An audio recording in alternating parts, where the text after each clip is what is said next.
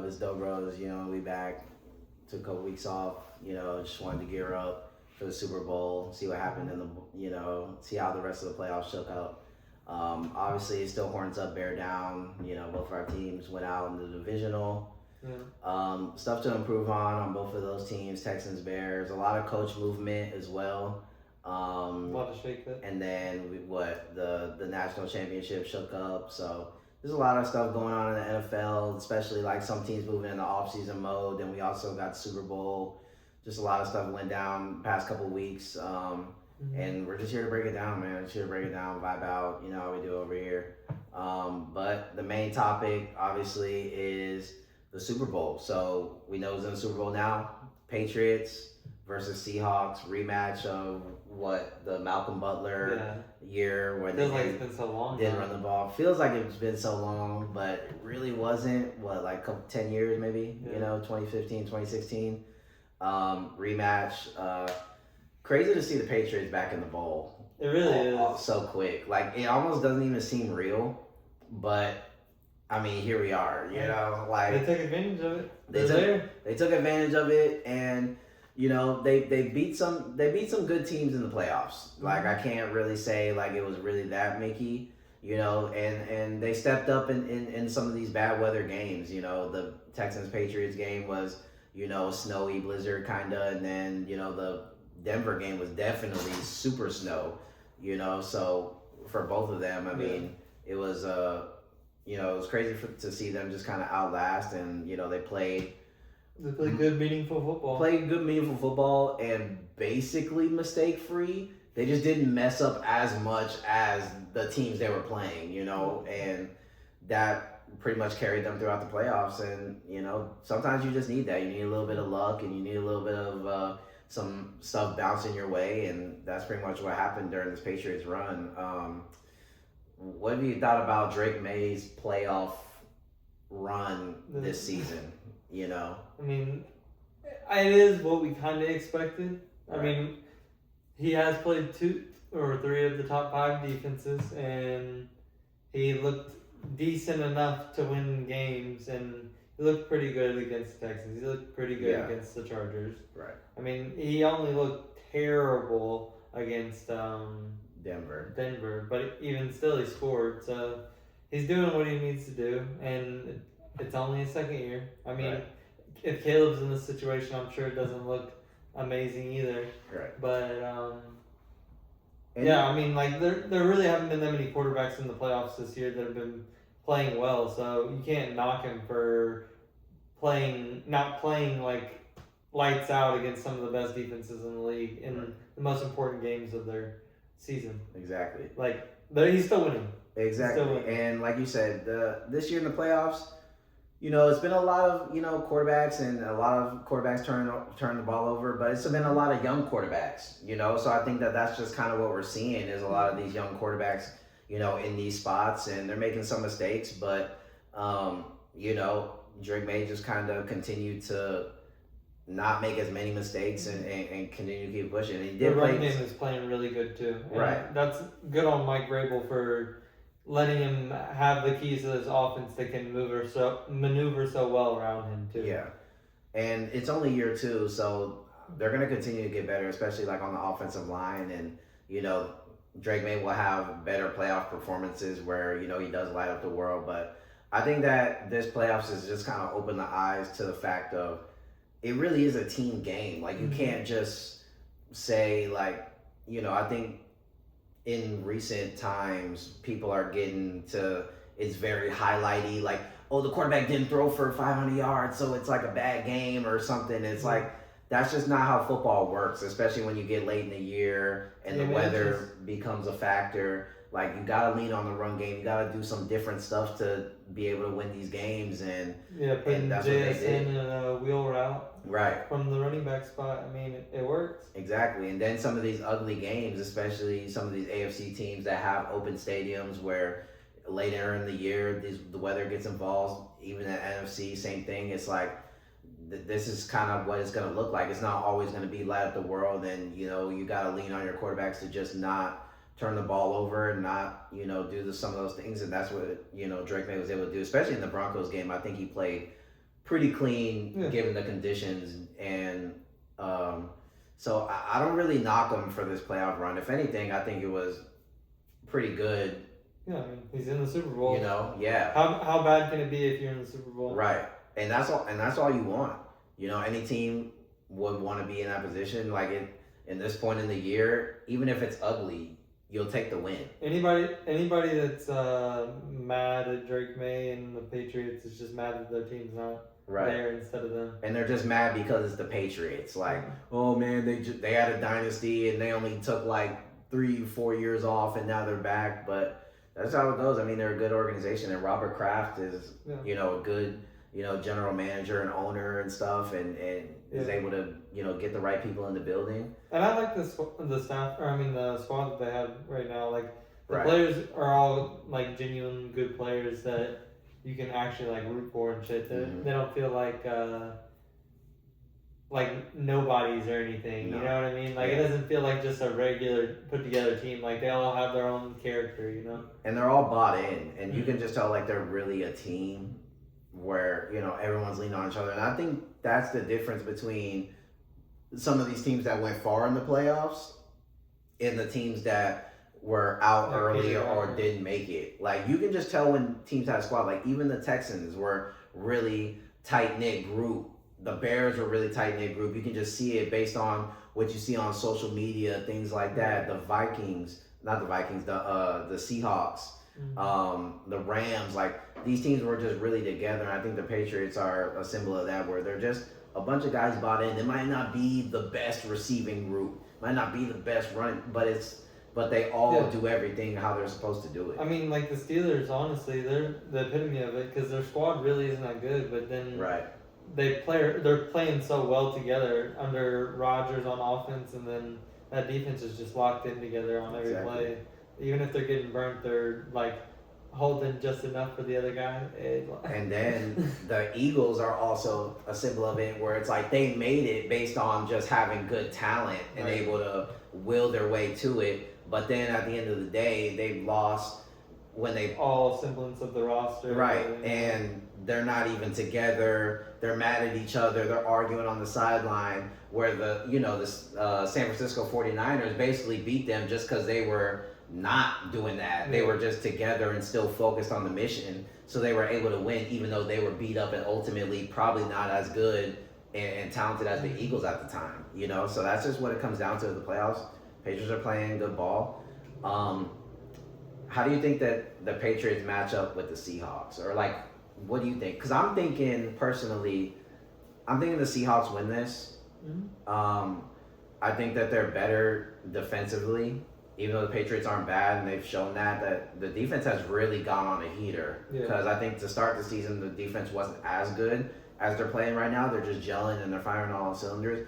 I just think that the Seahawks right now are just a well-oiled machine. And that's just what it looks like. They're running through everybody. Like, whoever is going up against the Seahawks right now, you're cooked. Like, they can just beat you in every single way. Their defense gets to it. Their D-line, especially, they got Leonard Williams up in the middle, and he causes so much havoc, and especially for them interior linemen. If your interior linemen aren't that good, they're going to have an issue. He's so quick. They're good on the outside. And then obviously they have a great secondary, Witherspoon, Woolen. Like, they have a bunch of guys that can get after it. Too. So they're deep and they can rotate. They were in the top 5 of defense for a reason. And then their coach is obviously a great defensive mind. Like, they are well oiled. Then you go on the offensive side of the ball. You have Sam Darnold, who's able to just facilitate to these guys. And JSN is having one of the best wide receiver seasons that we've seen in recency, and that's with guys like Justin Jefferson, Jamar Chase. Like, this is in line with all those guys as far as the season he's having. He's able to create so many mismatches. Like you said, they're lining them up at running back and put them on wheels, and he can win in every single way, just like the CeeDee Lambs and stuff of the world. CeeDee Lamb, Jamar, Jefferson, Puka, like the reason why they're so good is like they have that build to where they can be in the inside, do the underneath, they can do the running and jet sweep stuff like that, but then you can also run them deep on regular stuff. You can run them on every single part of the route tree, and that's what JSN is doing, and he's a lead at that.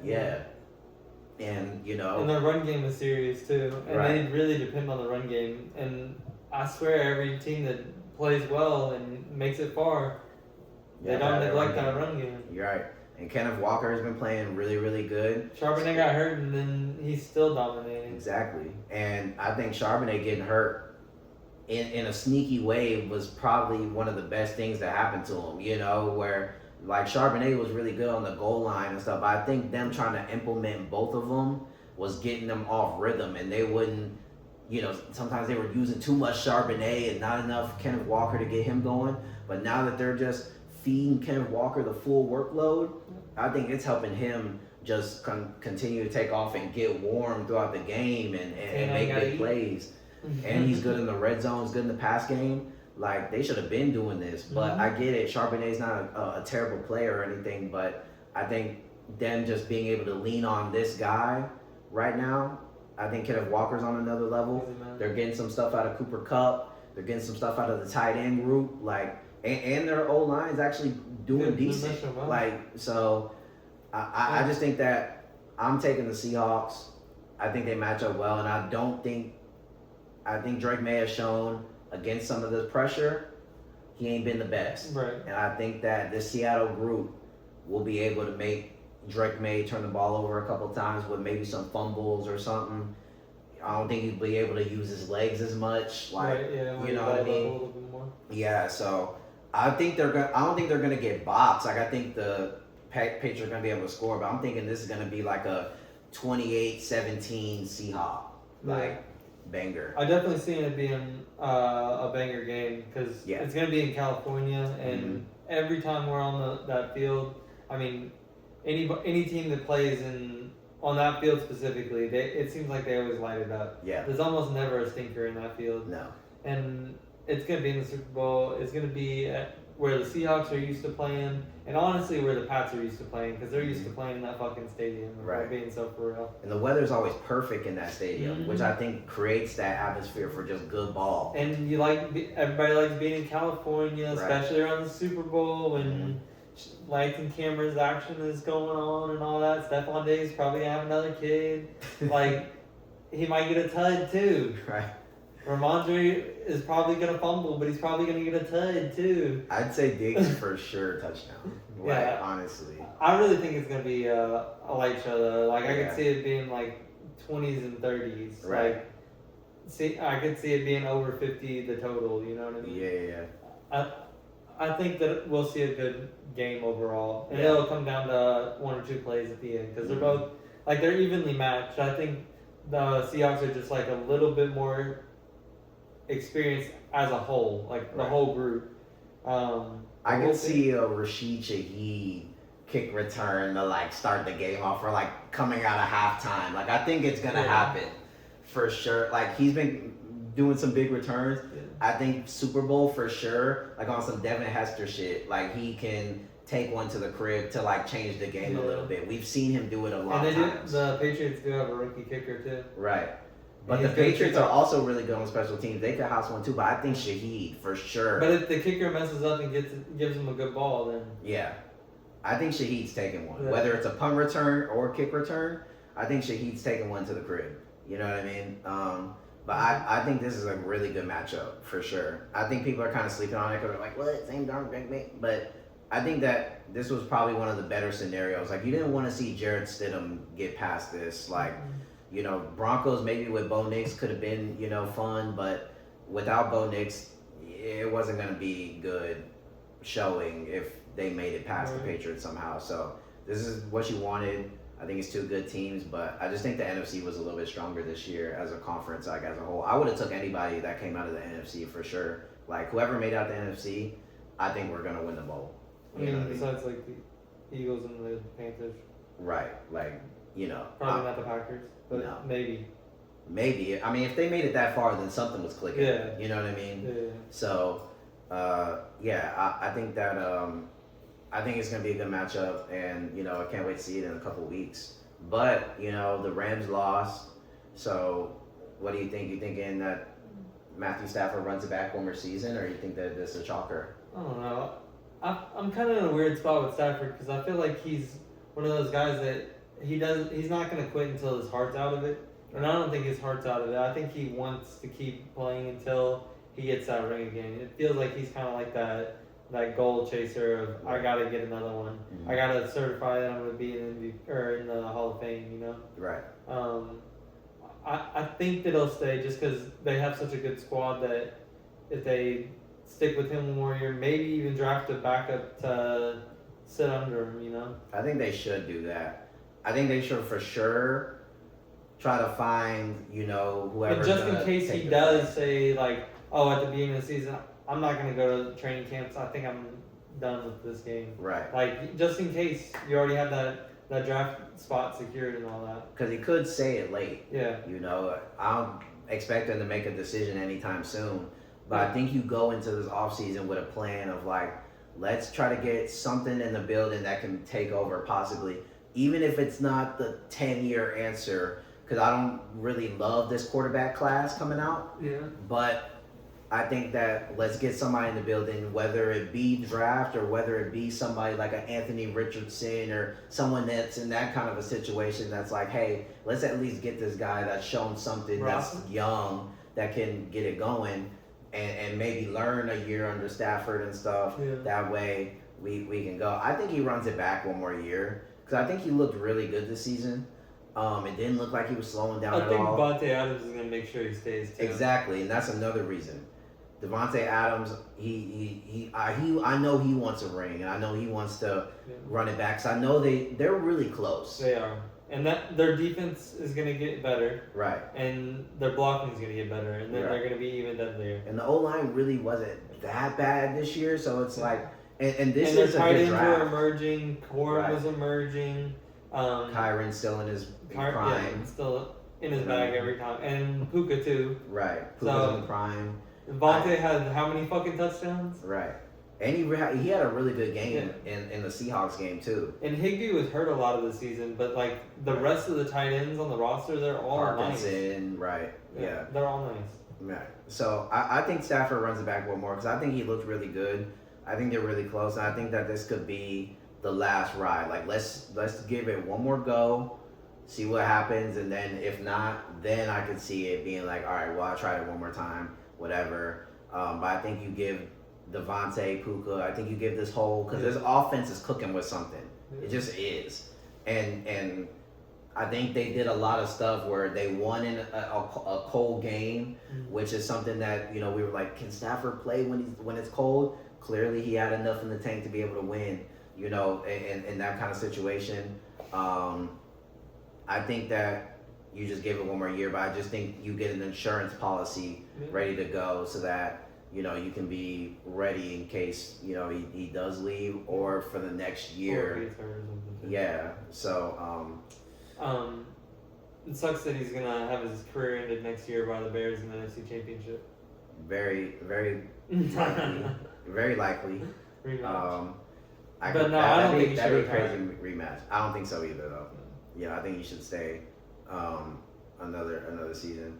What do you think about Sam Darnold? Sam Darnold's having a crazy year. Yeah. He's on a heater. I don't understand how he's not in more MVP talks, really. For real. Because he has similar numbers to Stafford and shit.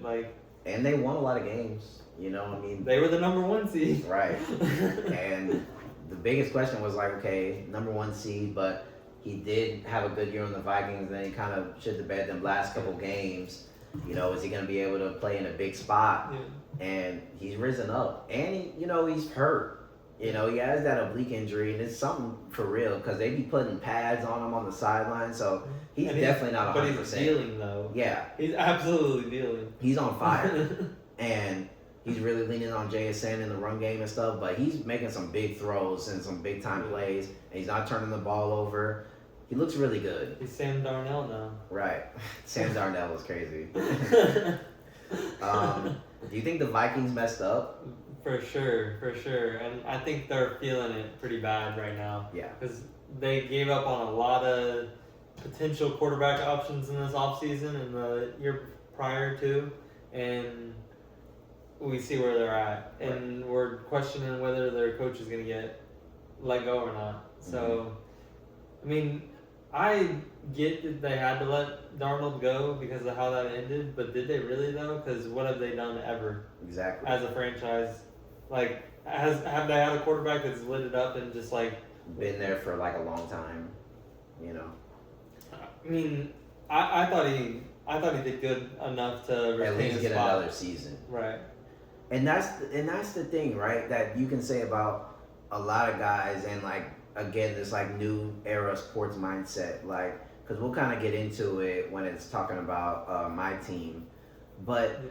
this is kind of the issue, right? Because I feel like people just think just get rid of the quarterback and just go to the next guy, and it's like that's just not how it works in real life. Yeah. Like in real life football, it's hard to replace good quarterbacks The all main the time. shot caller of your entire offense. Right. And they don't just grow on trees. I feel like when you see somebody, especially when they come into your system, right? Because every quarterback is a system quarterback. Let's just be honest. Like in a way. Like I'm not saying like as far as like a Purdy where he's like a game manager system type quarterback, but it's like there's a reason Like they why work some better in certain systems than exactly. others. Yeah. Right. So yeah, Sam Darnold didn't work on the Jets when they were a dumpster fire, had no receivers and whatever. Yeah. And Because that system was shit. right. And all the Panthers when they were also in hell and had nothing going on, yeah, it didn't work out. But he's on a team right now that has some stuff going on, and he was on a team that had stuff going on with the Vikings. He was able to use Justin Jefferson and was able to get Hawkinson going. Like he had something going. I just feel like it's really hard to sell like, hey, this guy got us this many wins. I know we drafted somebody, but he didn't really light it up in college. Like, I know they won, but he was really super game managey. Yeah. I don't know, like it, and this is why I think you got to stick with people when they've showed promise in this league. Like you can't just give up on a player just because they had one or two bad games. And it's not like you couldn't have had J.J. McCarthy and Brosmer still on your bench waiting, because Right. you could have still had that because you have 3 quarterbacks on a roster. So you have J.J. McCarthy sitting in case Darnold gets hurt, Right. and then he gets a little shine, and then if he gets hurt, you have the other guy. Right. But instead, you're stuck with 2 injured quarterbacks on the roster, Right. and both of them suck. And both of them showed no promise. Well, you had a quarterback that showed promise and you got rid of him. Yeah. Then And now your receiver's pissed off. right, and then you had another scenario where you could have went the Daniel Jones route. He was in the building, so even if you did give up Darnold, like at least keep DJ that's had some experience. And this is a guy that like had been working with O'Connell kinda and was like, hey, we could get this guy, and he could possibly run the offense. I think he would have done a better job. Aaron than Rodgers McCarthy. was saying that he wanted to go there too. Right. He was like saying that he respected the system so much and Mhm. the coaching staff and all that. Right. He really wanted to throw the ball to Addison and Jefferson. I know that. Exactly. And he already had Aaron Jones before, so I know he would have put in a good word for him. But Exactly. guess what happened? So I think JJ. the Vikings probably made the worst decision Yeah. they probably could have made, The cheapest. especially with JJ coming off of an injury. Like, that was the reason that you brought him in, was because JJ came off an injury. And I know you kind of want to believe in the kid, but I don't really think he showed enough in college as far as passing the ball and really being that kind of a guy. Like, it's not like he was a Caleb, CJ, Bryce Young kind of talent where it's like he showed at Alabama that he could get a Heisman Trophy, 4,000 yards or something. It's like, Loveland. right, like he kind of showed That like, Loveland's the best tight end of the century. and that you can hand it off to Blake Corum a bunch of times, which is cool, but I don't think he showed enough to where you could give up on something. Yeah. And I think that that's what just the NFL and NFL fans need to get in general, where it's like, yeah, you could be hot at your, like Eagles fans or something, like being like, oh, just get rid of Hurts, and then it's like, get who? That's the answer you need to get in your head. Like, well, Hurts didn't really do that good, so we just and then do what? Yeah. Who's your next available Somebody option? grab Justin Fields. What, you're gonna get Josh Dobbs, the astronaut or something, and then what's he gonna do? No, he's in the Super Bowl right now. I know, but like, you know what I mean? Like, it's like, what are you gonna do when you just get rid of some quarterback that has shown that he can at least compete in this league? Yeah. It's not all on your quarterback to make everything happen sometimes. Like, if things aren't built around them, then they're not gonna be able to do nothing. And that's the thing for a lot of quarterbacks. We saw it with Caleb Williams in year one. The infrastructure around him was complete garbage. So what do you, even though he's an all-world talent, you won 5 games and he couldn't do shit. Yeah, at all. So then what happens? Okay, we fix the coaching staff, we fix the infrastructure, we fix the offensive line, we get some better minds in here, we get some positivity, we get some better talent overall, and now what? Now he can make plays. Now we're going to the divisional round. And it's like, that's literally just how Drake May first year. Mm-hmm. It didn't look amazing. He made some plays, but it wasn't that great. They had like what, 4 wins? 4 wins. Wasn't nothing happening. And most of the games didn't look that great. It looked pretty rough.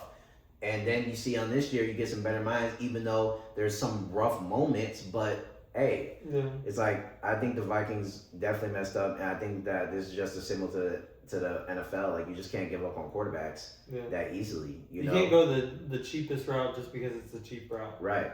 There's a reason that certain quarterbacks are backups, and there's a reason that certain quarterbacks are starters. And there's a certain reason why when they prove to you that they can play at a high level, they need to be paid properly. And there's a certain reason why you need to do as much as you can to help them. Yeah. Because as much as a quarterback shows that I can carry the team, that's not your idea of like, okay, so he can carry the team and he's shown that he can have some games where he can just literally put us on his back, but that can't be the recipe. Right. You need other stuff around him to help him get, just like Jalen Hurts, AJ Brown, Saquon Barkley. Like, let's get these guys in the building so that we can help Jalen Hurts in some of these games, because there's going to be games. So something to fall back on. Right, because there's good games where, okay, Jalen Hurts might be a little off, but Saquon Barkley's going for 200 yards. So guess what? We get a win. Next week, okay, Saquon not doing that great. But their defense is trash in the secondary. We can just light them up with A.J. Brown and Devonta Smith and Goddard. Like, you need that. And that's how you build a NFL team. Yeah, but as far as giving up quarterbacks, like, do you think that the Bengals trade Joe Burrow? Do you think Joe Burrow requests a trade and like is like, I'm not playing? I think the Vikings make a big play to try and get Joe Burrow because Kevin O'Connell is on his last leg. I feel like as the coach of the Vikings, as good as he is. Yeah. I mean, what is there to show for it, really? Right. And like we were just saying, that's a big fuck up to make. Mm-hmm. Justin Jefferson's probably on the edge of about leaving. Right. And what's the best way to bring him in? Exactly. Bring him as quarterback. Mm-hmm. So, I don't know. I think it's a big play. I've already seen a couple mock things like while whispers. I was thinking about it. Yeah. It's like when you start talking about something and ads start popping up. Right. I was getting that on my Twitter feed. But they were saying like swap T. Higgins and Addison, and then Burrow and McCarthy, and throw in some picks and shit. That would honestly be pretty nice. Right.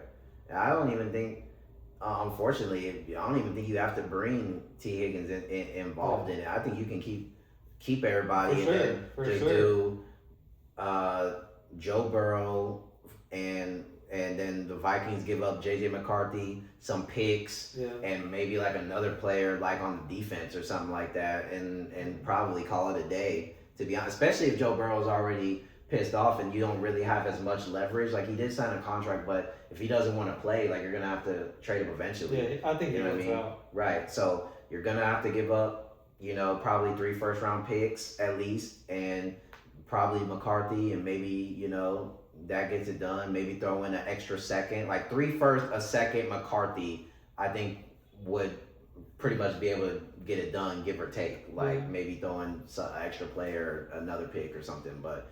I would like that for the Vikings, because I think that in this system, I think Joe Burrow would really go crazy. I mean, he's shown that. I think the Vikings have better protection, which is something that the Bengals have failed to do since Joe Burrow's been in the league. That's been the real issue, is that they just haven't taken the offensive line serious, and it's gotten Joe Burrow hurt pretty much every season. And the defense is terrible. Like, the one season that they did really well and made it far in the playoffs was because their defense was lighting it up too. Right. So, I mean, if he goes to the Vikings, and ever since then, it's still trouble.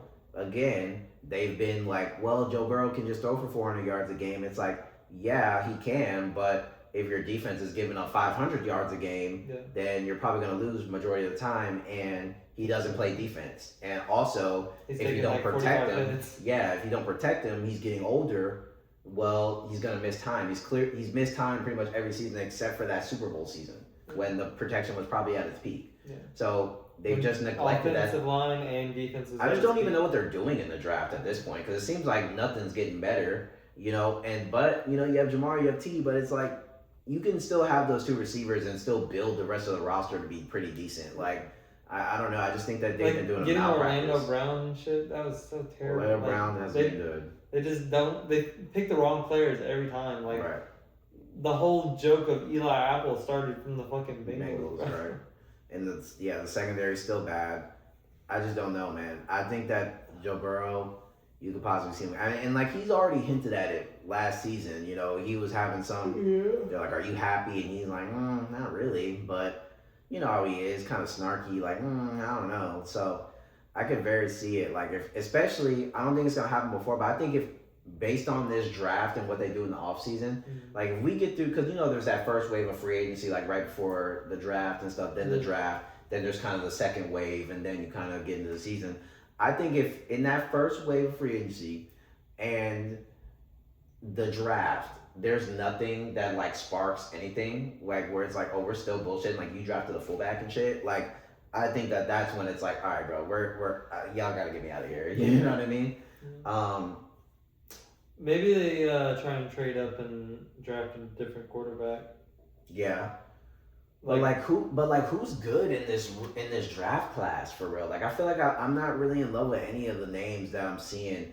Like I think Trinidad Chambliss is interesting. Dante Moore. He's staying. Back, right? Yeah. Ty Simpson is, Nussel Meyer's trash. And then obviously Mendoza, but he'll probably be first overall to the Raiders, and Sellers is staying too, right? Even he has his issues. Yeah, I think Sellers is staying. So it's not the best. Who's the Clemson quarterback is going? Klubnik. It's like, but again, it's like I don't see any. Beck. Yeah, he's probably gonna go in. I mean, he's on his fucking 15th year of college. Probably about time to try out the NFL, see where you can go.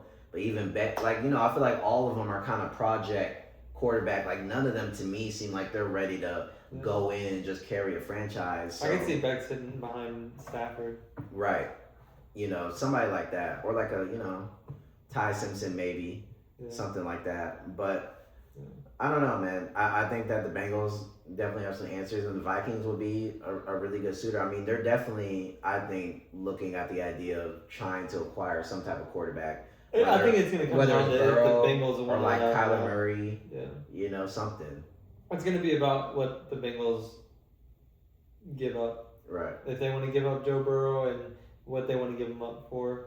I don't think it's going to be about the Vikings because I think they'll do it. They're ready to do whatever they can to make sure that they keep Kevin O'Connell, and that's the only way that they can do it. And it might be a good idea for the Bengals because this might be like it just seems like it might not be working out as far as like the team. Yeah.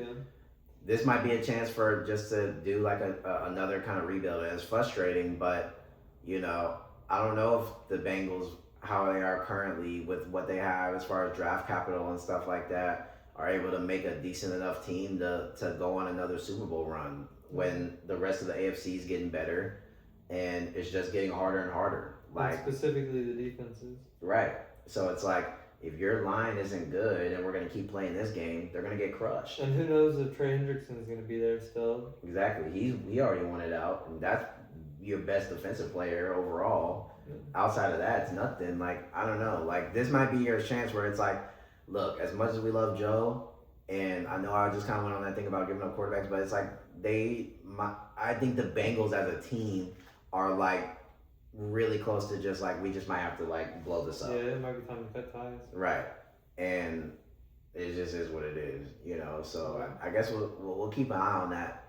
I wouldn't be surprised though to see the Ian Rappaport trade, later in the year in a couple months. Like I'm just waiting on it at this point. Right, like, ooh, that's gonna be a crazy day on Twitter if that actually happens, bro. Oh my God. I'm still not worried though because Jalen Johnson back healthy is locking Justin Jefferson up. Like he always does. Let's just hope Addison doesn't. Right, Addison's crazy. Addison's about to go crazy with Right. Burrow, bro. I think it'll just make the Vikings Bears games just more fun. Yeah, you know definitely. what I mean? Because I think it'll just be more offensive, like bonanza, Bro, like the Kevin NFC O'Connell The versus. NFC North's gonna be crazy. Yeah, it really is. It really is. Like, and all those games are gonna matter because I think that y'all like do well against pretty much everybody else outside of the division. But division's always gonna be tough games. Like, no matter who you play, like literally. I think Look at the went Vikings. 3-4. They were like piss poor this year, and they still put up like good fights. I think they were games. 3-3. Right, like And we were 2-4. exactly. So it's like it really doesn't matter. It's just the division's always gonna be crazy, and then when you have that kind of talent in the division, it just makes it even crazier. So I don't know. I would like to see that personally because I think it would just be good ball. You know what I mean? Joe Burrow back in the purple, where he needs to be. Jefferson would Jefferson finally get he's been starting to go down. He's been going down like on the ratings list of like Puka, JSN, Jamar, and then you give him Burrow, and he might go for he's gonna go for like 1,800, like easy. He has been kind of quiet the last couple of years. Right. And you can't necessarily. I mean, no, he was decent the Darnold year. He was decent though, but he wasn't like JSN. He wasn't like JSN. No. And he is a better receiver than JSN, right? Right. So with more experience, at least. Right. So he definitely didn't have the craziest year with the Darnold. I think he got hurt like that year. I think he had concussion issues, shoulder issue, blah blah blah. Let's make it. Last year I'll give him the benefit of the doubt. Yeah. The McCarthy and then the Bosner, he might be one of the worst quarterbacks I've ever seen even play. And I saw before he was terrible. He was terrible. He made McCarthy look decent. When he got in, I was like, "Where is JJ?" Yeah, that's how bad Bosner was. I don't even think he needs to even be I don't even think he needs to be playing football anymore. Yeah. He definitely needs to be selling cars or timeshare, grocery store. Bosner is terrible. Yeah. And JJ McCarthy ain't too far off. A couple weeks before Brosmer actually started the game, I was seeing on Twitter a lot that they were scared about starting Brosmer because he was supposed to be so much better than JJ, and they didn't. Apparently, they didn't like, or they liked JJ McCarthy more, so they didn't want to play Max, and they were hoeing him and shit. And then he comes in and plays like that. I'm like, okay, I wasn't. I was a little worried for a second that they had some sneaky Max Jones comes out of nowhere. He has a good quarterback build. He's tall dude, big guy. So it's you think that he'd be able to do something, but he ain't ready for nothing, man. That dude is sorry as hell. I didn't see no promise. There was nothing you could even grasp from the Bosner tape. You were nah, man. He was doing crazy stuff too. That one play where he fumbled, then he tried to just spin around, throw it, and he just threw it back. He was doing crazy shit. That dude is not ready he ain't ready for nothing. He worse than Levis. He is literally one of the worst I've ever seen suit up in the NFL, for sure. Speaking of Will Levis, do you think that a team's going to pick him up ever and give him a shot? I think so. Because I think he showed his arm is crazy. Yeah. He has that, Anthony Richardson kind of arm where there were some passes where he was just rocking in that bitch. Now his decision making isn't the best. He is kind of a bonehead and he's kind of just a meathead, just fuck it, But I think that there's a coach out there that can get him in, even a Sean McVay, where it's it's a crazy project, but he has something where it's he can rocket the ball, and he was kind of athletic and doing some stuff running the ball. Yeah. He's a strong. Let's just get him to figure out how to sit down and call. Right. Let's get someone like a McVay in there where it's hey man, don't do this stupid shit. And then you could probably be pretty decent, and we'll line up stuff so that you could just hit Puka, it shouldn't be that hard, and just watch gold jacket quarterback for a year. You know what I mean? Someone's gonna have to take him in like that. And then how the NFL shakes out, quarterbacks get injured. He'll probably be a backup on another team or something, but I still think he has a chance to. He's not going to be the GOAT of the NFL or anything, but I think he has a chance to put some good ball. There's going to be some teams that need him, bro. What's the Jets quarterback situation? If they don't land a Kyler Murray or something, They might have to. They might have to give him a call. Fuck it. Damn, bro, the Jets. They're I terrible. don't want to think about them. Me until the either. draft. And they're gonna sell the draft. They're gonna get Airbud and some bullshit, and they're cooked.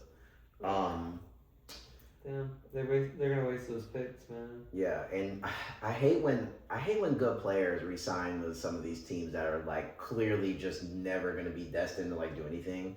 Like I wish Garrett Wilson would have just like grown some nuts and just been like, hey man, like I appreciate y'all, but I need to go somewhere else that's like actually worth it. Brees Like Hall better find out. right, like Brees Hall has the chance this offseason Escape hell. to escape.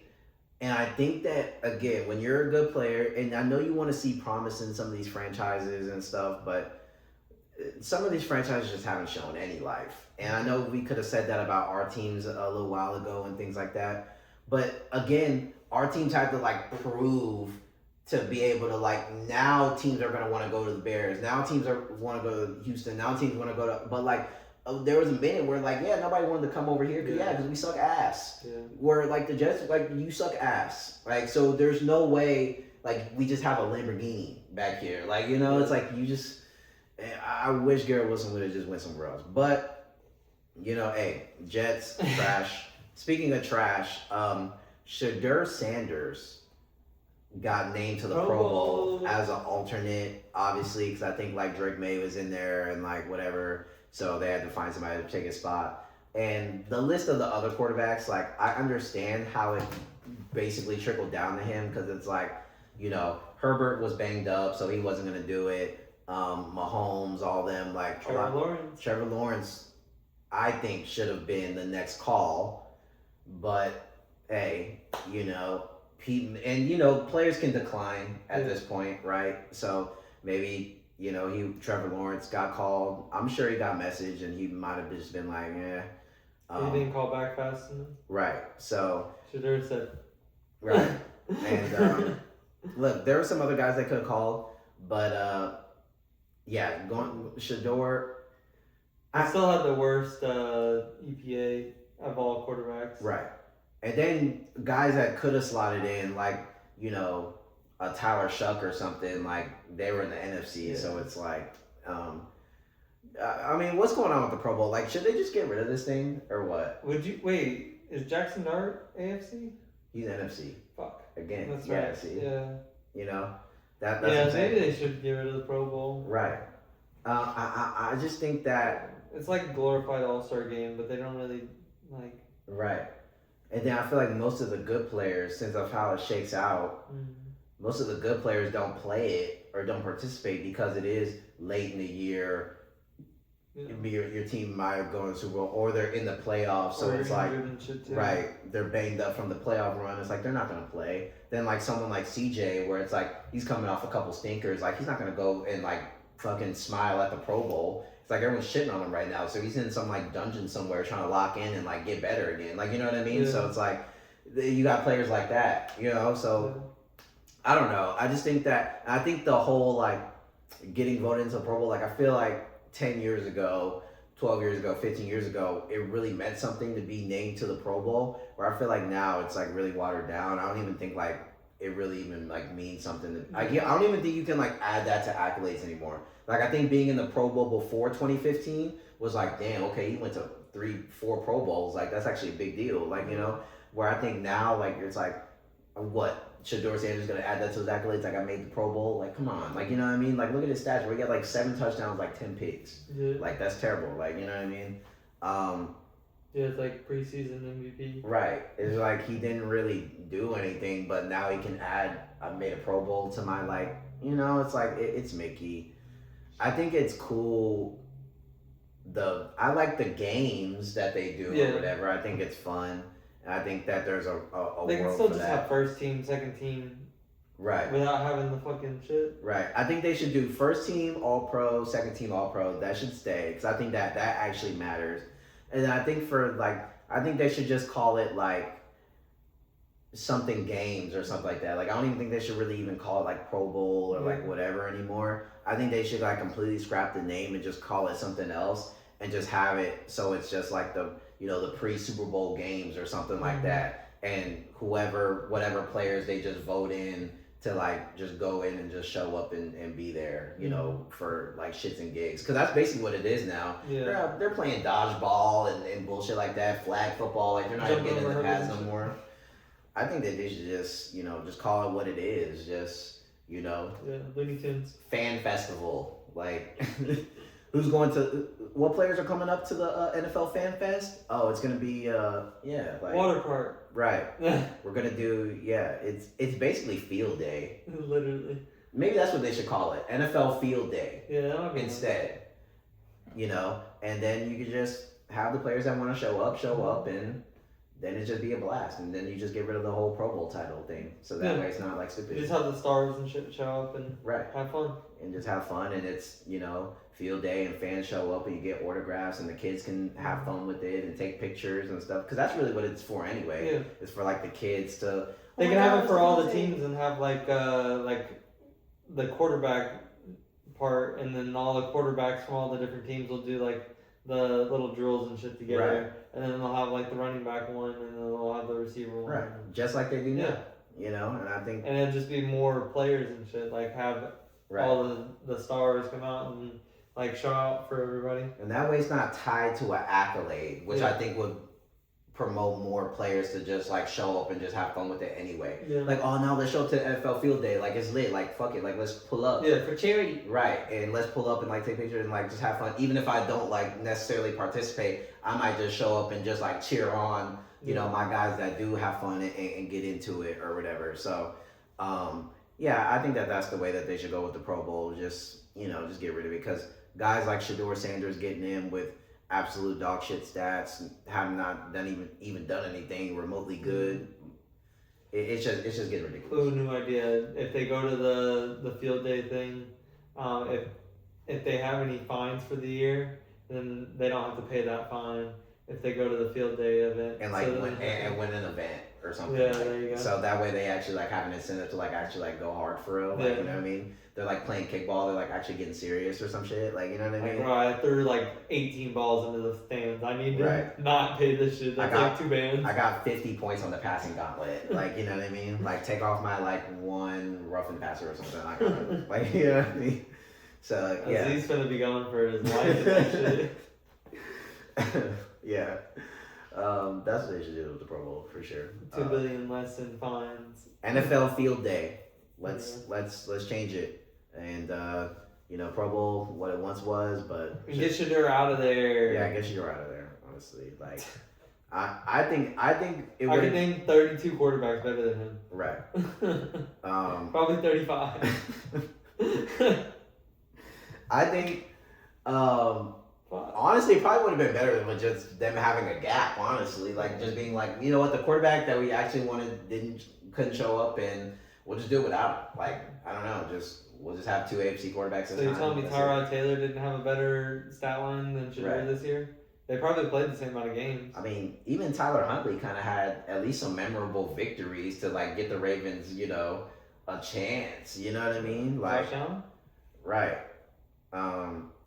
But he's banged up too. So, I think the best answer was probably Trevor Lawrence, and I don't really know what happened there. You know what I mean? I feel like he's an MVP candidate for like actual MVP candidate. I feel like he's spotlight hungry enough to not turn that down. Right. Like, I feel like he would have shown up. And then, he had, long hair guy, like whatever. Like, he's a cool dude. Like, I feel like, I don't know. I feel like that would mean a lot for the Jacksonville Jaguars too. Right. Like, I feel like that was a layup. That was a layup. There's no way that didn't connect. Like, there's no way we got to Shador. Like, he literally, the only possible scenario is they hit up Trevor Lawrence and he said no. Yeah. That's literally the only way. But I don't see him saying no. That's the thing. That's the thing, yeah. Like, I really don't see after this season, like, having the season that he had specifically. Right. When a lot of people were doubting him. He wouldn't show up to that? A revival season at that, where with the new coach and everything. New coach. He had a couple down years, and people were like, "Is T-Law even like that guy?" Yeah. And then to have like a resurgence year where he literally, while your receivers are getting hurt left and right. Most wins in Jaguar history, probably 13. Like, crazy season. MVP, literal MVP, not just like we're saying MVP. Like, he's on the list to be a MVP, and he didn't get a invite. That's crazy. But we went to to Showtime Shador Colorado King. Like, nah, He has man. more picks than touchdowns. Right, and barely even 2,000 yards. Like, nah, man. I don't even think I can get with that. I don't even think I can get with it. We're reaching. Yeah, but moving on, the inevitable. Houston Texans, man. The Houston Texans, great season. They did a lot. They went on a crazy win streak climbed back, and they showed a lot of life this season. And I think that shout out to the coaching staff, D'Amico Ryans, all them. They did a really good job just keeping the team afloat, keeping the team locked in, and keeping the team like believing in themselves. And they won them. They tied for the most wins in the regular season in the Texans' history. So 12-5, despite all the stuff that was going on during the season and starting 0-3, whatever. So that was good. And then they had a pretty decent win against the Steelers. They bodied them on defense and did enough on offense to get the win. And then they went up to New England, and they didn't have the best shot. They didn't have the best outing. The Texans. It was a blizzard, basically, rainy, wet, snowy. It was a battle on both sides, though. It wasn't easy. Right. It was a battle on both sides, and the Texans defense gave Drake May a fit. He fumbled the ball a few times, and there was a couple times where the Texans were right there to pick it up. There was that one that was in the red zone where if they would have picked that up, they would have gotten an easy another 7. But C.J. Stroud just didn't have a great day, and it happens. Every quarterback has days where they just ain't hitting. And they just off, and that's just what CJ was. He was just off. I think the weather played a factor. I think the run game that we were able to lean on in Pittsburgh, Woody Marks had a good day. He absolutely got completely boxed against the Patriots. Shout out to their defense. They played really good that game. And CJ just made some mistakes with the ball. He's just a little loose with it, a little careless. I think the wind kind of fluttered some passes one way. Then the Hutchinson tip over the middle for the third pick. It's just like stuff just wasn't going our way. And they're in his face immediately. Right. Every play. And that play action boot where it's like he should have dirted the ball for sure, especially once the tight end fell down. CJ should have just dirted the ball, but he did have Hutchinson leaking open, so he tried to flip his hips and make something happen in a game that you gotta make shit shake. Right, stuff makes shake. Like if he flips his hips, we've seen Stroud make some plays like that before where he's been on the run and flipped his hips and made a play and it hits, and this time it just didn't hit. He got hit while he was trying to throw it, and they got a pick 6, worst possible scenario.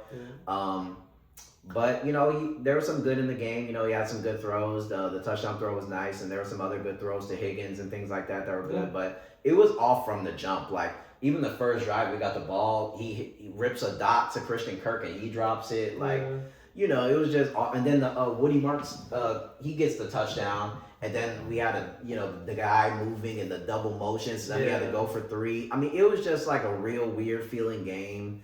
Like it was just not rolling that way. It just wasn't rolling. And then once the snow and the rain kind of got heavier, just got worse. But yeah, CJ Stroud, he had a really, really bad first half. 4 interceptions, 4 turnovers. I know how I feel about CJ moving forward. And how I feel about CJ moving forward is that CJ is the quarterback of the Texans. He's the franchise quarterback of the Texans. He will be the franchise quarterback. He's going to be the quarterback next season. He's going to be the quarterback moving forward. And I think he's going to be the quarterback for the next at least 3, 4, 5 years to come.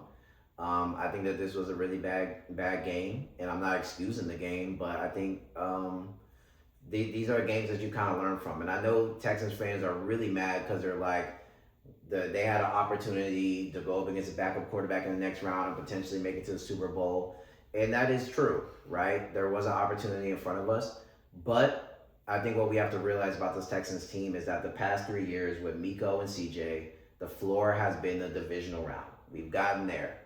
Now, there's stuff with the team that just hasn't been that great, right? I think we've put so much on the defense, and the defense is really nasty right now. But I think in the process of that, the Texans have neglected the offensive side of the ball as far as the blocking. This offseason, or last offseason, they really went makeshift with the offensive line. They only drafted one guy, and he was good, Ursery, but the rest of the line was just a bunch of plug-and-play guys. And I think with the type of quarterback that CJ is, he's not Caleb, he's not Mahomes, where he's not doing all that scrambling around and stuff. He can do some off kilter stuff when it's in structure and rhythm, it's not every play, and that's not what he wants to do. Where he's at his best is when he's protected and he's lasering the ball downfield. That's why people are like, oh, what happened in rookie season, CJ? Go turn on the Texans highlights from CJ Stroud's rookie season and let me know what you see with that offensive line. He wasn't getting touched. And he would drop back. And I mean, there wasn't anybody with even close enough. Of course, he was ripping the ball with confidence. There was no one touching him. That was the best offensive line that we had. And then obviously we moved some guys around. We traded some guys, which I think were good moves. But I just don't think they did the right stuff to supplement it. But here's what I'm going to say. It takes both sides, right? I think what this playoff showed was where CJ needs to get better. I think that he's also shown that he's really, really good in a lot of areas. But this really just emphasized some of his weaknesses that he can work on in the offseason. I think that he will. I think he's going to go completely dark mode, which he's already done. We haven't seen him since the last interview. And I think that that's what it's going to stay like. I think he's going to be completely locked in the offseason, do what he needs to do to improve his game, continue improving his accuracy. But I think it's also on the front office to make sure that they do the right stuff to bring in the right linemen, the right running backs and stuff like that, because I think the running game was weak this year. And I think there's going to be a lot of positives moving into next season. Because I really think that, the Texans Their template is there. Template is there. You just have to add a couple player pieces here and there. Exactly. And it's not like the offensive line was playing bad all year. No. They had some injuries in the playoffs that set it back. But they were really coming together as a unit. Exactly. And you're going to get some guys back, right? You're going to get Tank Dell. He's already set to return. We know he's returning next year. And that's huge. That's really CJ Stroud's wide receiver one. You go look at them rookie season highlights. Who's catching all the passes? It's Nico did a lot of work, but Nico and Tank. It's Nico and Tank, but Tank does a lot for this offense. Yeah. And I think Stroud, how small he is, and right. he just gets so many catches. Yeah. It really is a testament to how much their connection grew in that first year. Exactly. And I think that having him back is going to be good. It's going to be somebody that Stroud's going to be able to lean on, familiar. Yeah. And I think that the Texans are, top 3 or something in draft capital. They have a bunch of picks in the top 110. Yeah. This is a draft. Yeah, we talked about how the quarterbacks are weak this draft. The offensive linemen and the defense prospects in this draft are disgusting. I think that they have a real possibility to completely overhaul this interior O-line, and it can be an absolute unit going into next season if they do the right stuff. Because they can still get a free agent like a Linderbaum, right? Where you can get a big star right there, and then also draft like 2 or 3 good guard interior linemen with your first 2 or 3 picks, and then you're all set. And then maybe get a running back in free agency or whatever to help with the running game. We don't know what's going to happen with Mixon, right? Maybe he comes back, maybe he doesn't, maybe he's on the team, maybe he's not. Yeah. But either way, if you get Mixon back and he's completely healthy, there you go. The running game is vastly improved. If he doesn't, you have to cut him. There's so many options out there. ETN, Montgomery, Rashad White, draft, Breece Hall, draft.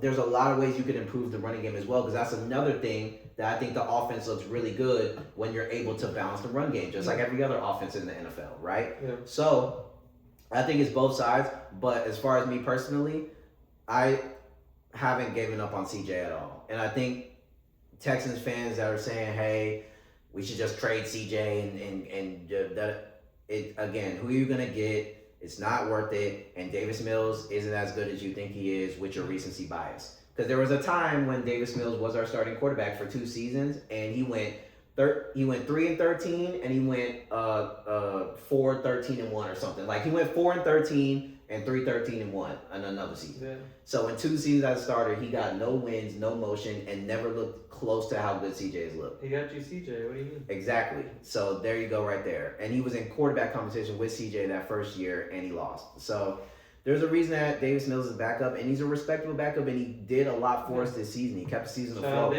And that's what you are paying him to do. Yeah. You don't pay the backup so that you can go into the game and shit the bed. You pay the backup so that if he needs to come in for a couple games and spot, he can come in and not completely sell. Yeah. But we're not going to act like he was all world. It's not a Brissett situation where he was like actually lighting it up. Right, and actually made the offense look better. Yeah. We almost lost to the Tennessee Titans. Yeah. Right? When we had Davis Mills playing. He wasn't that good. And against the Bills, after like the first drive when we scored, what happened? We didn't do nothing for like the whole second half. Remember when he came in week 18 versus the Colts? He went like a whole quarter without getting a completion. We're sitting here like, is he going to complete a dot? He went like he had like 3 completions for like 38 yards in the Colts. We almost lost week 18. If it wasn't for Kaimi Fairbairn hitting every field goal. Like, I'm telling you, Davis Mills, he's not that good, and C.J. Stroud is miles ahead of Davis Mills. Yeah. And look, he just had a couple rough games. He's miles ahead of a lot of quarterbacks. He's miles ahead of a lot of quarterbacks, and I know it's the funny thing to do right now, like, haha, C.J. And look, I've laughed at him. I've seen it all. It's funny. He had a rough game, and everyone's joking on him. I'm not mad at it. It is what it is. It's sports. But at the same time, with what C.J. has shown us in his career so far, there's no way you can give up on him with what he's accomplished in 3 years in the NFL. And we're about to get into year 4 where you can completely go in with the offense. I'm not worried about CJ at all. And I think that year 4 is going to be a crazy revenge year. Mm-hmm. It's going to be a crazy revenge year. Especially when you put him on the extension for 1 more year. Mm-hmm. And then they're going to get his 5th-year option. Yep. You sign Will back. And Will's going to get an extension. And you're set. And guess what? The same guys on defense, all of them are under contract for the next season. So guess what? What, the defense going to get worse? Nope. Just gonna be just get a couple more players to add to it. Right. And I think that they're going to take the offense seriously, and I think the Texans are going to be right back where they are. They're going to be right back in the playoffs. They'll probably win the division next year. They're going to be in the playoffs, and they're going to be a great team. Do you think Daniel Jones has a miracle season again next year? Yeah, I think he'll come back, and I think they'll be good. I mean, he tore it at a good time, where he tore it around like mid-season. Yeah, he'll be back for training. So he's already had surgery. He's already done stuff. So I think he'll be ready to go. Maybe he misses like the first like couple weeks. Like I can see him. Do you think it looks as good as it did this year? It's hard to say. They improved their team. Yeah, it depends on what they do in the draft. I mean, I think the team is good. Yeah. You know, I think Michael Pittman's a free agent, so I think that they should probably try to resign him, and you know, maybe get the offensive line just a little bit better. I think it's gotten a little worse. Yeah, it's dropped a little bit. But I think outside of that, I think they're pretty good. And I think defensively, you know, just add a couple pieces. Like, they just need a couple pieces here and there, and I think they're still pretty good. The Jaguars look good, so they're going to still be in the mix with Liam Coleman and them. And then the Titans. I think the Titans are going to increase and get better. Mm-hmm. And we'll talk about the Titans in a little bit. But, yeah, I mean, I don't know. Do you feel like CJ is trash or what? No, you know, I'm a big CJ believer too. Mm-hmm. I think when you see him moving well in the pocket and throwing those insane dots every single game, right? I can't. Even in those playoff games, he was throwing some insane dots, and it's like, yeah, I see the lowlights, but I see the highlights in the exact same game. Like, right. You can't judge it off of these turnovers because Drake May had the same turnovers, mm-hmm. and if it just went the other way for the Texans, then we'd be talking about Drake May in the same way. Right. Because it's not like his playoffs have gotten better. They've actually gotten worse since the first game of the playoffs. Exactly. So clearly it's not about how good your quarterback plays. It's about how good your team as a whole unit plays. Right. And the Texans were just kind of beat up going into New England. And I think what you told me a couple weeks ago, I think it is kind of true about CJ might not be fully recovered from that concussion earlier in the season. Yeah. Like it does. When I look back at some of those plays and shit, it does look like it. Like mm-hmm. his grip isn't as firm, and he's not as careful with the ball as he normally is because he doesn't do that. Like he doesn't just throw the ball down on the ground. Right. Like he never does that. Yeah. I don't know. That's why it was weird that's why people were like looking at me funny because I'm like, he had the game against the Steelers and it was anomaly. Like his whole career so far, he's like barely really turned the ball over. Specifically fumbling too. And specifically picks in quantities like that. Like he might have a game where he might throw a pick early or like a pick late, and you're like, damn, come on, CJ. But you know what? He's had like 2, 3. He's had single digit picks like pretty much every single year of his career so far. And then you get into the playoffs and he just throws 4 or whatever, and he has like multiple in the game. Like that's just not something that CJ is. So I can't believe that that's what he's going to be moving forward when he's had let's say 60 games started so far in his career. So you're telling me 2 out of the 60 he like just couldn't control the ball, and both of them were bad weather. Both of them were like, you're gonna have to get better at that playing in the playoffs late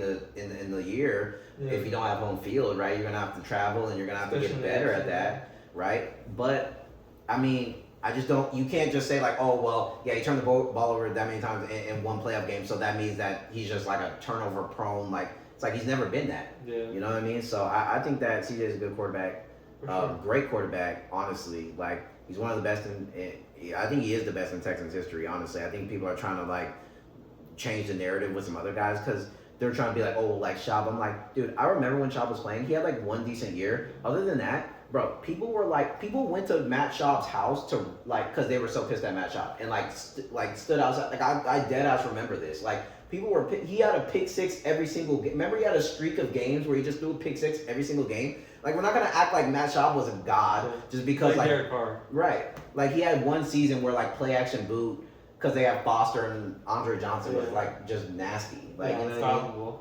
But what CJ has shown, you can't give up. You just gotta make the offensive line better, and then once the offensive line is better, he'll be able to sit back there. And we see what he can do when he can sit back there. It's gonna be absolutely laser fast. Tank back, Nico back, better running back. GG. You know. Yeah, if it's not Mixon, it needs to be somebody else. It's right. Good. And I'm even good with, even if Mixon is healthy, I'm good with just cutting them and just getting somebody else anyway. Yeah. And because I think what's available out there right now, I think one of those guys to me makes the offense a lot better. You know, Brees, Etienne, Montgomery, Rashad White, like any of those guys to me. I can see y'all getting Montgomery. I can see Montgomery because I think he really kind of fits that kind of style, that bruiser, because you can have Woody on some, because he's a really good pass catcher. We just didn't use him like that this year because I think he had to run the ball so much. But I think if you have a Montgomery that can just get downhill, get them tough yards, be good in the red zone, then you have a Woody Marks that you can scheme in on some pass catching really work. good blocking too. Exactly. I think he would be a really good fit, honestly, for the team. So we'll see what the Texans do, but I'm not worried about CJ. I'm not worried about the Texans. I'm not worried about Miko. I think they'll do what needs to be done. They just need to improve the offense. That's it. Yeah. Specifically offensive line and running back. Bears. Bears also had a great season, man. I mean, Bears, what, 12 wins? Yeah. 11? 11-5? 11-5 in the playoff win. Right, 11-5 playoff win. And then a close... Or 11-6 in the 11-6. Close game in the divisional with the Rams. DJ selling the season. Yeah, DJ Moore takes kind of the last play off, and you know, it kind of causes an interception in a way. But I honestly don't love the pass either. I think it's not a pick if it's not a pick. It's not a pick if it's fully committed, and right. then it's a dead play on first down. Right. So it doesn't matter. Yeah. But instead, it's the play that matters the most. Right, and that's it's a pick, the problem. and the corner actually keeps running and pursues it and picks it off when DJ kind of just gives up. But you know, it was like a field goal wins the game next. Like I think even if you see down there and you're like, I see two guys down there, I think you kind of chalk it and you're just like, just live to fight another play. Because I think that y'all were driving. I think y'all win that game honestly without the pick. Sure. Like 100%. So that's what I'm saying. I don't even know if I would have risked it. I'm not saying it's a completely, Caleb, what are you doing? Shit. Like, you know what I'm saying? But it's like, I don't love it at the end of the day. But I don't think it's his fault, like completely or whatever. Yeah.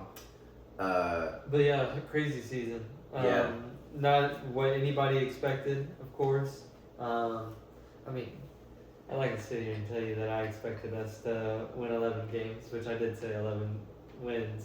But I didn't really expect it in my like honest logical mind, and especially with all the shit that ended up happening through the season, just like every team, all the injuries and shit. I mean, it didn't look promising ever. Started off 0-2 as well. Like people forget about that. It's not promising the whole season. Like not a bad 0-2, like getting stomped by the Lions. Right. Like. And not promising. Backbreaker to the Vikings. JJ McCarthy wheel route daughter. Like, we lost to JJ fucking McCarthy. Right. But grind it out. Every game just looks like it's gonna end up in our favor now. And we have the best quarterback in football. And nah. we're gonna get Max Crosby in the off season. All of our coaches are saying they want to stay. They're getting interviews for other jobs, and they're like, "No, we're gonna stick it out another year." Mhm. So that's another positive because that was what everybody was stressed about. You know. Right. Um, I think that's a really big thing, keeping the coaching staff together, at least for another year, for Yeah. sure. But I think DJ might be a part of a package deal. I do too. I think he might be, and it might be for Crosby. I hope it's for Crosby if it is. I hope it's for Crosby, but I can also see it being for something else as well too. Yeah. So, But I think we're good on secondary. We have a lot of free agents coming up, like Brisker and Byard are both free agents, and so is Nashawn Wright, I think. And so I would definitely sign our corners back, our safeties back, and maybe I think one of our linebackers is too. Sign him back. Like we have our good pieces. It's just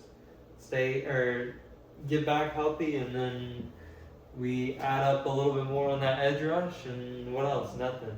Like we're fine. yeah, I'd say edge rush for sure, and then maybe like a sneaky like cheap piece or something like in the secondary or something like that, just to add an extra like talent or something like that. I know we're gonna do something crazy. We've been the freaking off-season champions for Basically 3 years in a row. So they're probably gonna do some more crazy stuff in the off season. I think Caleb can definitely improve in some areas of this game. I mean, he's really good. Yeah. I think next season, I think it's just working on just being in schedule and all that. having some more complete games. Really, Yeah. I mean, I think the off script stuff, like we've seen it, and I think we've seen him have moments, especially late in the game. It seems like he's able to like really command the offense and keep it going and have really good drives and good He plays. finds that flow state. Right, and that's all fine and dandy, but I think that we need to. I think he just needs to work on like let's start the first quarter good, keep it moving, and that way, I know a lot of it gets kind of thrown away because he does make these heroic plays at the end of these games that he's going to continue to make. That's not going anywhere. And I'm not knocking him for it. I think that that's a superstar ability that he has to like make these like that play to keep the Rams game going in the divisional was crazy. I mean, he ran back 20 yards, looked like it was chalk, throws it, and every time he does it, you think it's going out of bounds, and it's like no way. And then here it goes, Cole Kmet just running right under it. You know what I mean? But at the same time, like I just want to see more complete games, start to finish, of Caleb just and cooking doesn't mean 300,000 yards and all this stuff. It's just like I just want to see a good flow from beginning to end. I think that he can really solid work on drives consistently, Right. not just like sputters here and there, big play Right. here and there. Right. Like, and I think that will Start happen cooking, when some of these receivers on the Bears kind of just when we get catch the fucking ball. catch the ball and get healthier and get rid of some of these guys like DJ and stuff like that. Zacchaeus, I think that he's a goner. Like, get rid of some of those guys. Maybe pick up like I said, it doesn't need to be a big name, but just pick up. There's always receivers that move around, and you can get a guy that can just fit the scheme and catch the ball that Caleb can lean on, whatever. And I think that will help with some of the accuracy issues that they say Caleb has, which he can be a little off target sometimes. I think he can work on some of his touch. You know what I mean? Like not everything rocketing it. Not everything has to be a 100-mile-an-hour heater. Like let's maybe just work on like just having some little touch over the middle, things like that, giving your receivers a easier time. And I think that Caleb's going to continue to rise and Swift's going to be nasty again next year too. Right. He's gonna have the run game is gonna continue to be good. We know this because that line's gonna be great. Moving forward. I just think that, like I said, for y'all, it's just some little tune-ups here and there. I have been hearing a lot about if ETN becomes available for free agency, then Bears are a big contender to get him. Yeah, I saw that. I mean, I think you do it. But I think that I would feel so ho for Swift though, because you were not keeping both. No, you're not. And that's why I was telling you, like you're gonna have to make a decision. And I'm honestly fine with keeping Swift. I think you just keep Swift. Yeah. Honestly.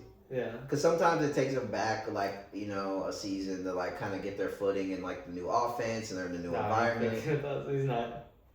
I'm just saying. Yeah, I know. He ETN's played cooking. those up. He's gonna cook. I'm not saying that. I mean, Joe Yeah. Mixon his first year on the Texans was nasty, but Yeah. I'm not saying that. But you know what I'm saying. But then you gotta get used to. Swift has played in these snow games and these cold games and stuff a little bit more. Yeah. Like I just think that you rock with what's working a little For bit. sure. If you don't have to make a move at running back, I'd rather save whatever coin that is and maybe get another surefire linebacker or maybe get another nickel corner or something like that or another guy like that can come in, just something like it seems like it's a waste of time, but it's like it's Definitely. not, especially it could be a good depth piece later on in the season when y'all dealt with a lot of injuries and stuff like that, especially in the secondary. Like it might be a good idea to use some of that money to get some guys that can come in and play some strong ball. Yeah. So We still have some rookies too that got hurt like in this draft class. Like right. all the rookies that we played through the season that we drafted this year, all were hits. Like Monungai and Loveland and Luther and Ozzy, like all of them are hits. The ones that aren't hits that we don't know about, they got hurt at the beginning of the season, didn't play all year. So I mean, I have faith that like Zon Frazier and shit, Hippolyte, Shamar Turner, like they're gonna be good as fuck, especially Shamar Turner. Like if we don't do anything with the edge rusher and get a new edge rusher, I'm really, really excited for what Shamar Turner is gonna bring to the table. Yeah, I think he's definitely gonna be something for sure. They were saying they want to play him like hybrid DT, DN, and he can for sure do that. I mean, that's kind of what he was doing at A&M. So yeah, I think he's gonna be a good player. He'll be fine. Yeah, and obviously we have draft capital. Like I'd honestly rather with what we have at GM and coach. Like I'm kind of fine with keeping as many picks as possible. I think if we can pull a Monungai in the 7th round, like. Keep 7th round picks too. Fuck it. I think the only way I would give up draft capital from the Bears is if it's for Max Crosby. Yeah, for sure. Outside of Max Crosby, for sure. I would keep it. But I feel like we have like a what's his name, Braxton Jones, left tackle. He was a starting left tackle for several years. We didn't start him in the end of the year. He plays guard too, and then you have Sweat. Good, solid defensive end. You package those two in like a first and a third or something. Right. You get Crosby. Right. Easily. They need offensive line, and they would need somebody to replace the impact that Max Crosby would bring. Right. And then we need to get more cap room to get him. Sweat's our biggest cap room. Our biggest cap room on a line that's not like valuable to the team. Yeah, I can see it that way, and then I can also see the Raiders as being like. I can see the Raiders being like, we like those players, but they're also in a serious rebuild. They need a lot of picks. Like they could just be like, look, we'll take Sweat to replace Crosby, but instead of the other guy, just give us some picks. Like I can see that being a thing too, because like picks are valuable. If you do believe in your front office and things like that, and feel like I just think they're gonna make a point to go for their O line, like fix their O line, because they're gonna draft Mendoza. Right. So they're gonna try and fix that O line, and if they have to give up Crosby to get Sweat and a piece for the O line, and maybe that other pick is another piece for the O line too. You know what I mean? Right. That's 2 pieces that you got for the price of 1 player. Right. You can also do the same thing with the draft too. Yeah. You know what I mean? Because it's a good offensive line draft. So again, the only way I'm giving up draft capital of any kind of the Bears is if I think if it's in the Crosby deal. Yeah. Other than that, I think you just stay with what you got and continue to draft and continue to develop. I think that's where both teams, Texans and Bears, have done good in recency. Is that they've done really good at drafting and hitting on players. I don't think the Texans have really had a miss in a long time. A couple players here and there, like a Kenyon Green, like he was a terrible lineman, and then you have guys that haven't really flashed just yet, like a Cade Stover. He's made some plays, but he hasn't done amazing. But I feel like for the most part, the people that we got that were supposed to be helping the team and supposed to hit, especially defensively, have hit, and then offensively too.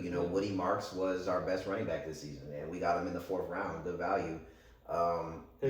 Higgins was basically wide receiver 2, and he had a bunch of big plays, and he's shown promise. And I think Higgins is a guy that year 2. He's gonna be nasty as fuck. He's gonna make a jump, He's gonna make a crazy jump year 2.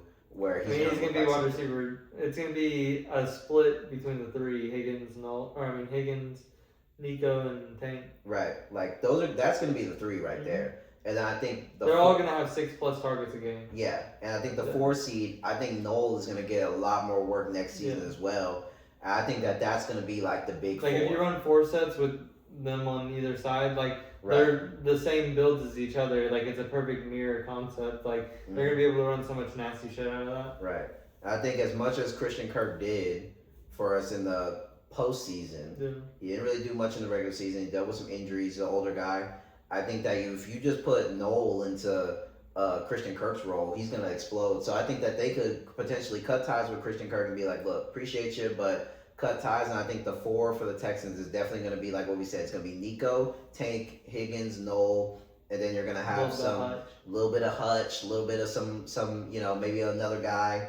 But those are going to be the big 4, and I think that's going to be a big thing. And I think the Bears, same thing. Like, there's a lot to build on. Luther Burden, I think Colson Loveland's top 5 tight end.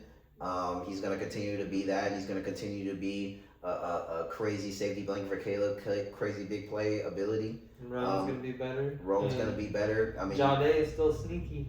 We saw what Rome was doing in the beginning of the season before he started really dealing with injuries. Like, I mean, he was looking like a top 8 receiver at least. He was contending with the Ibuka and JSN. Right. So I think and Amon-Ra to start the season. He's gonna be having a crazy year. And then, like you said, Jade Walker is another guy that can emerge and get a bigger role, and so I think that it's gonna be up for grabs, and we'll see what they I think there are gonna be some slight tweaks in the receiver. We're definitely gonna draft another receiver. Right, definitely draft another receiver, and I think DJ is probably gonna be out of there, but I think it's just gonna give more shine to Luther being able to step up and really be that 1A, 1B with Romo Dunze, and then I think Jade for some big plays, some big splash, and some moments. And then I think Colson Loveland's probably going to be like the bona fide low-key wide receiver 1. I mean, he gets the most targets at work and safety valve. So, but the way y'all been drafted, like you said, I wouldn't really give up that much capital and just continue to build. Yeah. You know what I mean? And like I said, if you can make a big swing on an edge rusher like Crosby to really help this team, then I would do it. But I think if we get Crosby, then we can be a serious Super Bowl contender. Yeah, for sure. Easily. Like how they were talking about how the Packers were before the season, or before Parsons got hurt. Mm-hmm. Like, I think we're much better than that team. I mean, I think y'all earned y'all's respect. Yeah. And it is what it is. Like last season, I mean, I don't think... Okay, they'll be back. Like Caleb Downers will be back again next year. I mean... It'll be a new season. Right. It'll be a new season, and, we'll see what happens. But I think that the Bears have earned the respect of, like, getting talked about in a higher regard. I think before this season, like, again, there wasn't really much to, like, go off of. And I think people were taking a proceed with caution approach.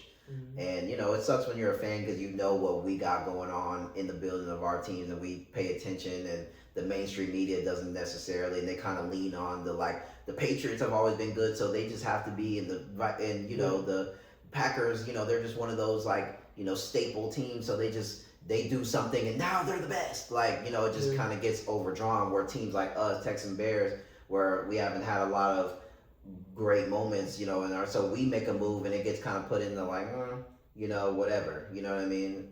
Second most championships all time, buddy. I'm talking about recency.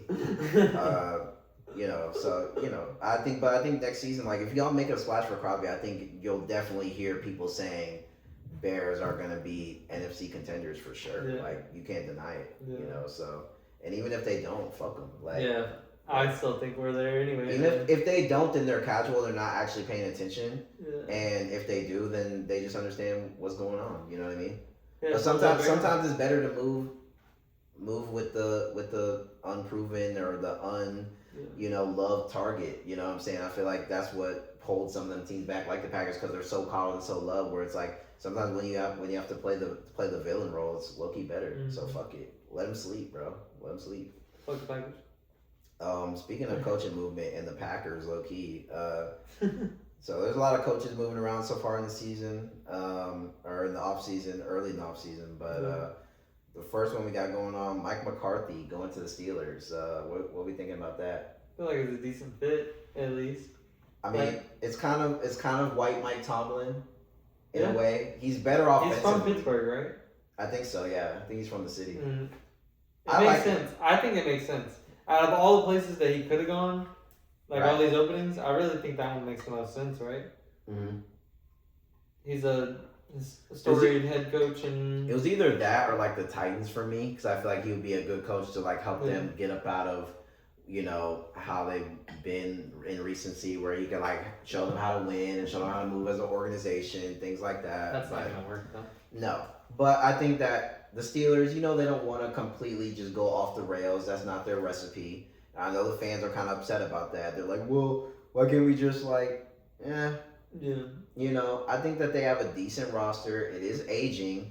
So, again, Mike McCarthy's not going to be your answer for the next 20 years. But I think with this roster of, like, a lot of veteran guys, right, I think having a coach like this that is a veteran, that is proven. He knows the old NFL type shit. To talk to some of these older guys, I think he's kind of the perfect to get the best out of what's left of this roster. We don't know what their quarterback situation is going to be, but I think that Mike McCarthy offensively is better than Tomlin. Like, Tomlin doesn't really do the offense like that. He gets the defense crazy, but Mike McCarthy, and you know, he's the one that drafted Aaron Rodgers and made and won a Super Bowl with him. The Dallas offense looked good under Mike McCarthy. Mm-hmm. You know, so he knows what he's doing when he's talking about calling plays. Now, you know, his playoff success and all that kind of stuff, it's neither here or there. I mean, it's probably about the same as Tomlin, but I mean, it is what it is. I mean, I think that he can give the Steelers a chance to be relevant. Rodgers will probably play another year. Maybe. Probably. You know, it depends on how he feels about McCarthy. You know, he did win a Super Bowl under him, but you know, Rodgers is kind of weird about like some of the guys in his past. Like, he might be like, "Oh, I don't really like McCarthy like that." Or, you know, I think he will though. I mean, I think he might still try to like go hit up the Vikings though, low key. You know what I mean? Yeah. Because I feel like he's the type of like, you know, I'm not hitting up my ex, like, you know what I'm saying, kind of guy. Like, we had what we had in the past, but like that's it. Yeah. You know what I mean? So he might just like keep it pushing. We'll see. But I like the Mike McCarthy Steelers thing. I don't hate it. I don't love it. But I think that I think it makes sense. It's decent for the situation. Yeah. I mean, they're still going to be mid to straight. Right. They're still going to be mid. They're probably going to hover around 10 wins. It's going to be the same or worse situation. 10 wins or worse specifically. Right. It might look a little bit better offensively, though. Yeah. I think. The scheme and stuff like that, I think it looks better. I think DK Metcalf is, like, draftable in fantasy now. Like, you know what I mean?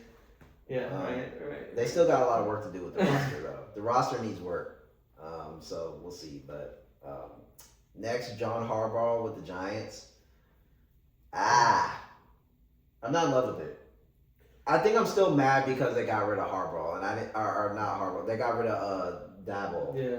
So I'm still kind of like upset at that because I feel like they kind of put a bunch of like unnecessary blame on Dabble, and I still feel like he should still be the head coach of the Giants, especially all the stuff that we saw. Like, remember the thing, the Jameis Winston thing, where he was like, Jackson Dart and Dable would be like up at night together, like they would be next to. Like, I just don't think you break that up. Like, the connection that Dable had with Dart, like, he really cared about them. He drafted that team. He drafted, you know, or had a hand in drafted, you know, Scatabo and all these kind of guys, neighbors. Like, I mean, there's a reason that like a lot of them guys are there. They just all got hurt at the same time. Yeah.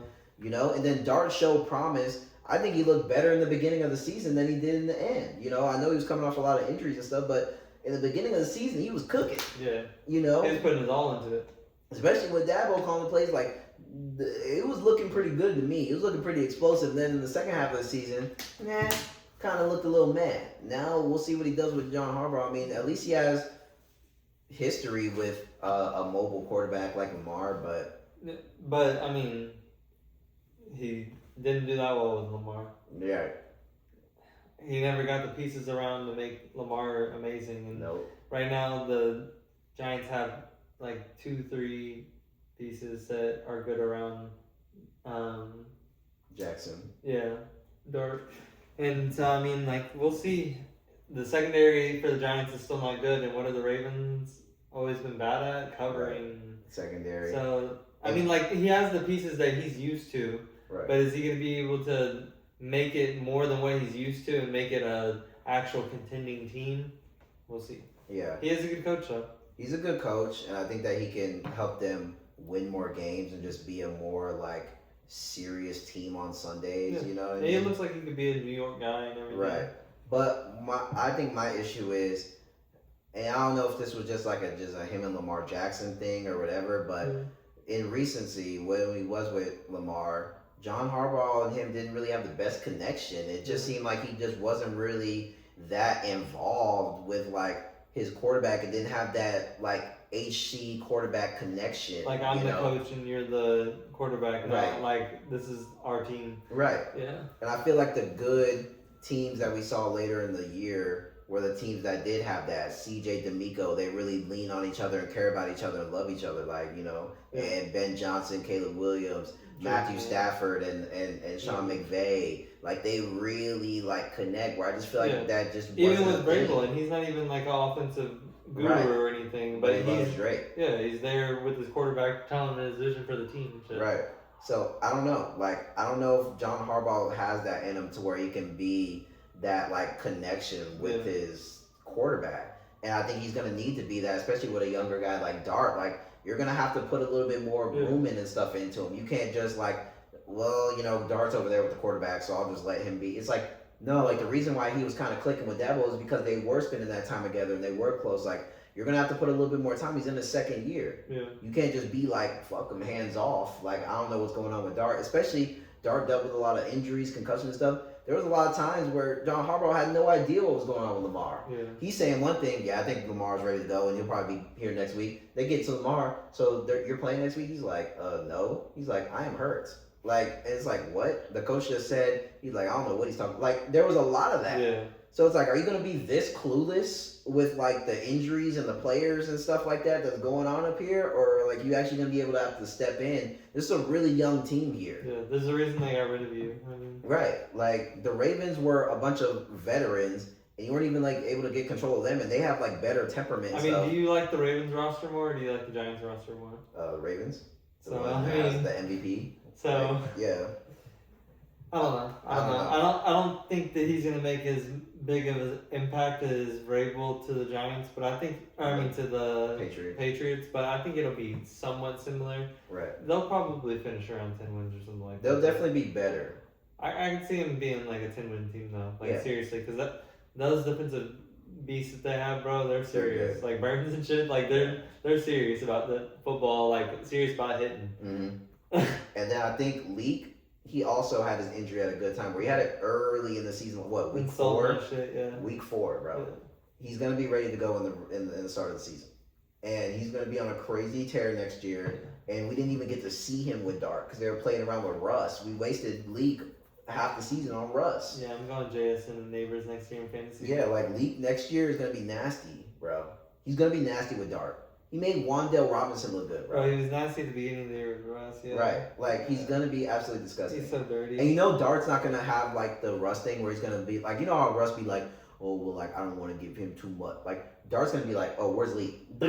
like 15 target first half. Like, you know what I mean? Like, it's going to be so crazy. Like, oh, shit, he's out there somewhere. The offense next season is going to be Leak, Scat, Dart. And that's it. A little bit of Theo Johnson here and there. A little bit of Theo Johnson and Wan'Dale sprinkled in. Everybody, nothing else. The main play. Slayton not even going to see a snap. Nothing. You might as well cut him. The other dude too, Hyatt, goodbye. Oh, no, hit the highway, Hyatt. Because I'm telling you, those are going to be the 3. And we'll just see if John Harbaugh is able to put a decent enough offense and stuff like that around and be able to make the roster decent. But I don't hate it. I don't love it. I just think that they shouldn't even be in this conversation because they should have just kept Dabo in the first place. Yeah. Well, his fault. Everybody got hurt. Because then you have the opportunity to bring in like a Mike McDaniel at OC or something, right? To like really keep it, get it crazy. Speaking of Mike McDaniel, the new Chargers OC. Congrats, Mike. Mike McDaniel going to congrats Chargers. LA. Yeah, congrats LA. They finally fucking figured out how to find somebody on offense. Right. So. I think that this is going to be a big boost to the LA Chargers, man. I think that Mike McDaniel is going to do a great job up there. You better protect his quarterback, though. The Lions it's going to be better though because they're going to get their tackles back, Slater and all. Yeah. So the Lions going to be really that much better. And Hampton too. Right. Hampton's going to be back healthy, and the receiving core is probably going to be the same, but the receiving core is really good. So they might there's no draft another though. issue with it. Yeah, they might draft somebody. Depends on what Keenan does. Yeah. But I think that they could use another real deal playmaker. I think Ladd, while he is good, I think his size kind of plays into a role in it. Like he has a really good, really hard time off man and stuff. So we'll see. But I think Mike McDaniel is going to be able to utilize this wide receiver core and this running back group to really make it really good. Like I think Herbert has a 4,000 plus yards, see like 4,300 yards. Ladd and Keenan would cook with McDaniel for sure. Yeah, for sure. And he's gonna figure out how to use QJ down deep because like QJ kind of like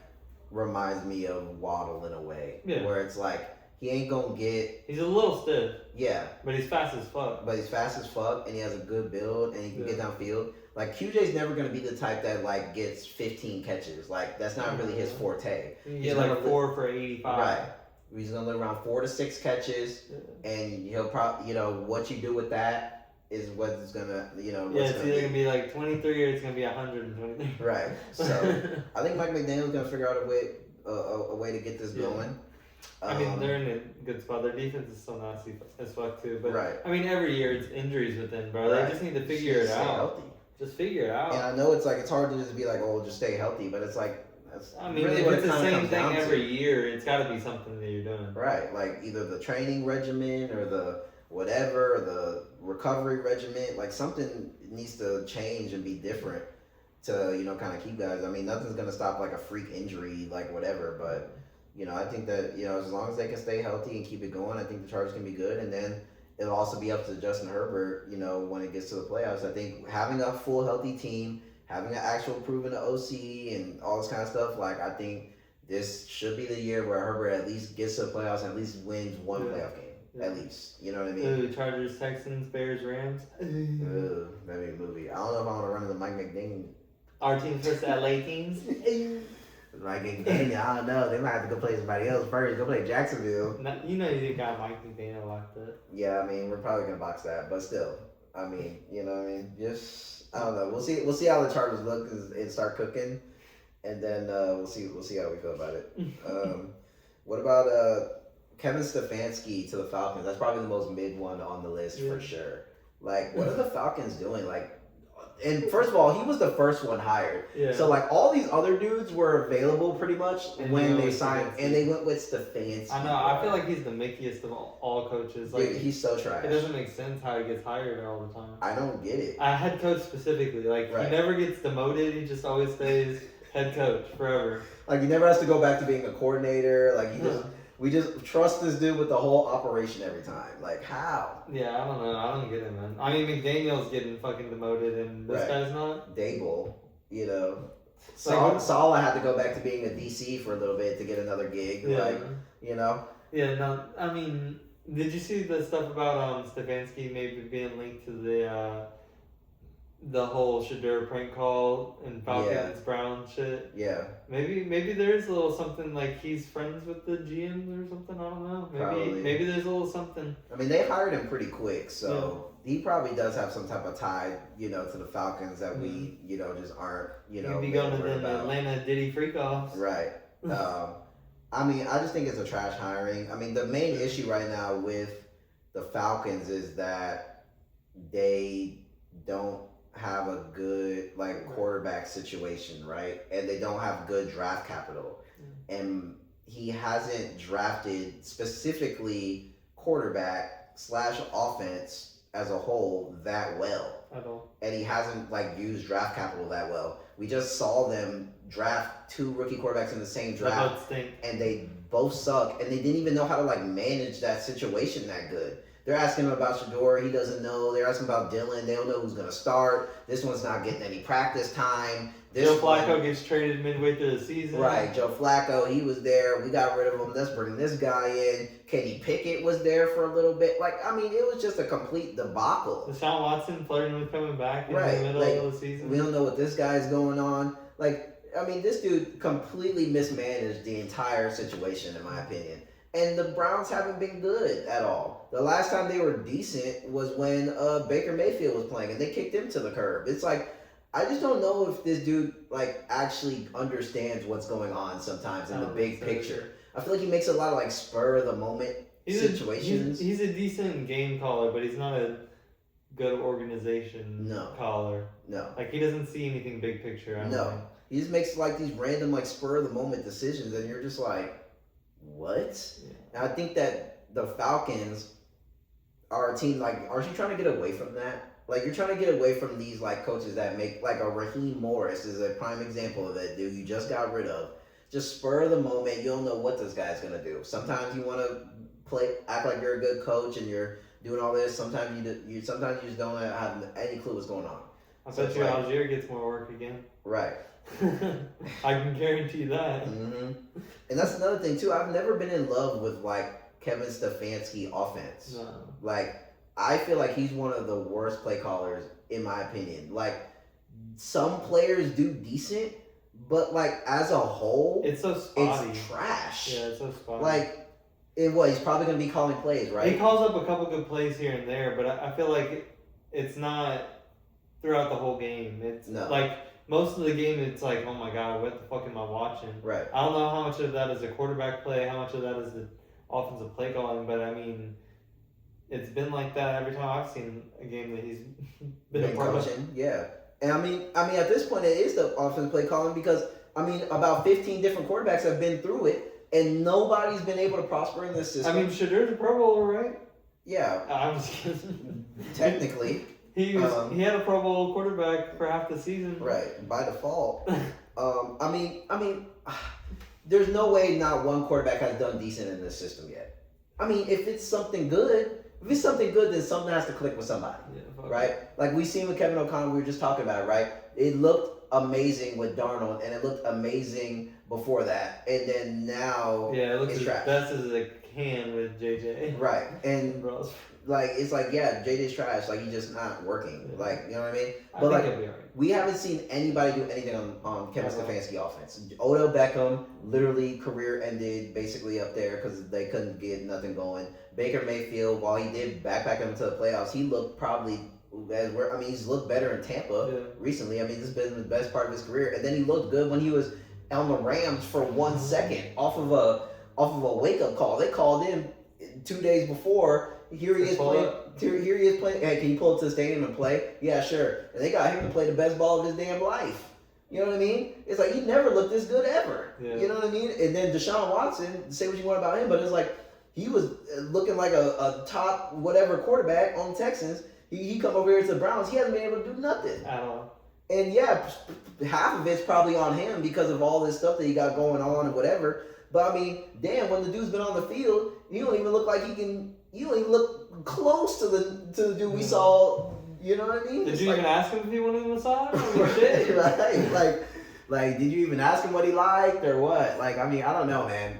Dude, Kevin Stefanski, I feel like this dude's trash, and I feel like in 2 or 3 years he's gonna be fired. Yeah.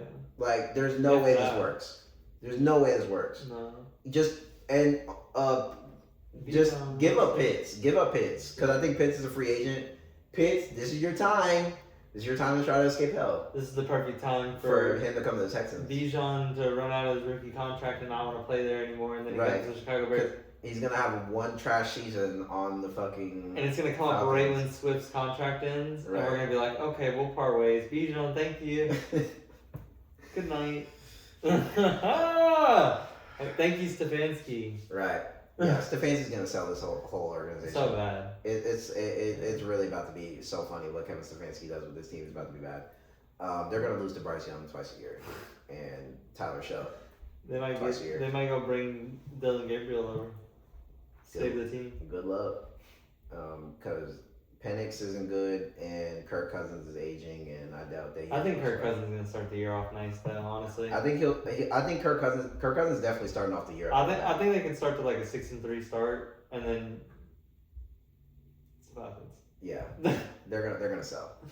I'm not seeing them going to the playoffs the first year. They'll sell until they're out of playoff contention. Like they'll be 6-3, and then they'll lose to the point where they're out of the playoffs, and then they'll win the rest of the games for the rest of the season. They're definitely one of those teams that like starts hot in September. Like as soon as the season kicks off, they're like the Falcons are 3-0. Oh my god! Like, and then we look back and it's like, wait, why are we gassing up the Falcons? They're like literally like 5-12. Yeah. Like, you know what I mean? Yeah. It's gonna be awful. Actual good situation seems like the Tennessee Titans. I mean, they've hit on hope, right? they've hit on this coaching. Yeah. You know, they got Robert Saleh, which I didn't love it, right? Because I'm like, why would you get Robert Saleh when Robert Saleh on the Jets, he showed that he couldn't even really get the team going. You know, he wasn't able to really hit on a quarterback. He wasn't able to get the offense look like shit when he was under the wing. And I was just like, I'm not loving that with your quarterback Cam Ward that's shown promise, shown that he can do something. I'm like, why would you go for a Robert Saleh? Like, he'll get the defense pretty decent, but I'm like, I'm not in love with what he could do offensively, how he could develop the team offensively, you know, as far as bringing in talent and stuff. But then you give him exactly what he needs, which is Dable at OC. Now Robert Saleh can head coach and do some defensive work and oversee while you have Dable running the offensive show and really tying in with Cam Ward. I mean, you saw what he was able to do with half a season of Dart. Yeah. I think that he can come in. I think Cam Ward's going to have one of his better seasons moving forward. I mean, Titans did exactly what they were supposed to do when it came to the head coach and offense coach. They got a veteran guy who's seen a lot of stuff in the head coach, and they got a young designer offensive mind that can really help develop Cam Ward to the next level and get him to have a really good season. Maybe help you find some receiver threats in the draft. Yeah, help you find some talent. I mean, he's definitely been good in the draft. Have him in the draft room, looking at some of these offensive. I mean, clearly he has a good eye. Please. Right? He has a good eye, so he can be like, hey, this guy right here, I'm telling you, he twitchy. You know, he can get you something. Like, you know, so if they take now, all the Titans need to do is take the draft and the free agency periods seriously. And if they can do that, and they can rip off maybe a couple trades for a big name, maybe you have to get AJ Just Brown figure it out a little bit. You don't have to get it all back. You don't have to get it all right now. And that's when people get messed up. You just want to be like 60-70% of your acquisitions and shit are hits. Yeah. Like, you just want to be a little bit above average. Right. Because it is a tough division now. Yeah. Like, say what you want about the AFC South, but it's tough. You have the Texans that win 10 plus a year, and the Jaguars are going to be nasty again probably next season. And the Colts are probably going to be good. So it's not going to be an easy walk to just win the division, but I think you can be way more competitive and way more compatible. And I think that, you know, you could end the season with 8 to 9, like a Saints season this season, right? Where maybe let's not start off like 0-6 with Spencer Rattler, right? I don't think that's going to happen, but I think it could be like that, 8-9, 9-8. We made a lot of improvements. We win some games. You lose some close ones. I think that that's definitely in the bag for the Titans coming up this season. I think they're finally looks like they're starting to take something serious. And they're not letting their players go. Like, people have been asking for their players all mid-season. Simmons and stuff like that. They're staying around. Yeah. I mean, we'll see. I think people will buy into that, though, Saleh and Dable. Yeah, for sure. That'll definitely help them. And Tennessee's a good football town. They want them in Nashville. And they want the Titans to be better, you know. And I think that they're on the way. And like you said, they don't have to fix everything right now. They got some work to do. They need to fix that offensive line for sure. Just get together your 2-3 year plan and get it going. I think their main focuses should be offensive line and wide receiver talent. Yeah. Because I think the wide receivers are poochies, other than like a couple guys, and I think the offensive line was absolutely awful. And if it wasn't for Cam Ward being able to like escape out of stuff, it would have just been a nightmare. But the line can't block, and they just need to bring in some receivers. They're pretty ass. And once they do that, I think they'll be on the way. So shout out to the Titans, man. Good. I think they did the best out of the whole thing so far. I think Robert Saleh and Dable. Might be Daniel the Chargers. Yeah, I think Robert Saleh and Dable were number one because of the combo. Both of them. The combo I think is really good, and I like Mike McDaniel for OC on the Chargers after getting rid of the last guy who was with the real good Jim Harbaugh. Right. Bear down. So I think that would be good. I think all the other ones are about the same. Yeah. Except for Kevin Stefanski with the Falcons. I think that is going to be a shit show. Like, complete debacle. Yeah. last thing, Indiana won the national championship last show. Go Hoosiers. I was running with Miami, but It played out like how we thought too, though. Yeah, it played out like how we talked about. We said it was going to be a close game. Like, I knew Indiana wasn't just going to blow out Miami. Miami's defense is too good for that. Yeah. But both defenses are too good for that. Right, and it was a good game. You know, it really came down to pretty much the end, and Indiana just outlasted it. Mendoza just ends his great season with the national championship trophy, and he's going to go into the draft, and he's probably going to get picked number 1 overall by the Las Vegas Raiders. Sucks for him, but do you think that he's ready for the NFL? Because to build it up, it's like he really didn't, like, he had a good postseason, but it wasn't like the most impressive, right? Like, you know, I don't think he threw for over 200 yards in any game. Even the game against Oregon where he had 5 touchdowns, I think he only had like 170 or something like that. I think the closest it was like 193. However, the run game was really good. You know, they had he ran it well too. Right, they had Kalen Black and Hemby. Both of them had 1,000 each, so they really utilized them in the postseason and ran the ball a lot. Like, I think in pretty much each game, both of them had like 15 plus carries, so they're getting a lot of running the ball, and so that probably had something to do with it, obviously. Yeah. But you know, I think a little bit of Mendoza, like he's made some really good throws, and I don't think he's like trash or anything. That's not what I'm saying about this. But I think it does look a little RPO one ready a little bit. I don't know if it looks like he's completely ready to take over a team like the Raiders, right? I think if he was going to like a San Francisco 49ers situation where he could just like kick Brock Purdy to the curb and put him in, I think you pretty much get the same product, right? I think he could find George Kittle, McCaffrey, and just do what Kevin Stefanski, or not Kevin Stefanski, Shanahan tells him to do, and I think that would work, right? But I think going to the Raiders, I think they're so bad right now. And I think Mendoza doesn't have a lot of going to the second, third, fourth read, really reading the defense, really seeing what's going on. And I don't think that he'll be able to just crunch on his legs as much as he really wants to. I don't know if he's completely ready, but I mean, he has to go in. I mean, this is the best time to go in for him. He just went on a crazy season, so it's like you're going to go and try and go into the NFL. But I don't know. Like, I have my doubts about him, like, just being a complete lock. Like, he's going to go in the NFL and just, like, be a fucking killer. I don't think he's going to be a killer, but I was talking to my grandpa earlier today, and he was saying that he really liked Mendoza, and, like, besides football, he liked that the way he talked about his team and the way that he carried himself and spoke and everything. Like, he seemed like a leader of a football team, and that's kind of where I'm at with it too. Like, even if he's not going to be the greatest shoot the lights out quarterback, I think he'll be a good leader for the team, especially for a team like the Raiders too. They have a good running back, a generational running back. They'll need other pieces with that, but I think blocking. Bad. They need everything except for the running back, and the tight end. If we're being completely honest, but I mean, no, it's true. Pete Carroll's the coach too, so. No, they fired him. Oh, did they really? They fired Pete. Yeah. I don't think they haven't filled their head coaching spot yet. Well, anyways. Then it's a blank slate. You have whoever you want to hire to go with them. But I don't know. I think that he's gonna do and say the right things enough to be a decent option for them. But I also think that he is a good quarterback too. Like, I think that he has enough of a good skill set that he can develop into whatever he needs to be for the Raiders down the road. I don't think he's ever going to be like the prime MVP, Hall of Fame quarterback, but I could also see him being good enough and winning enough games and maybe getting some Super Bowls down the line that make him like a Hall of Fame quarterback. You know what I mean? I think he's not one outright, but he could become one. Yeah, I think he could be like a Bo Nix. Right.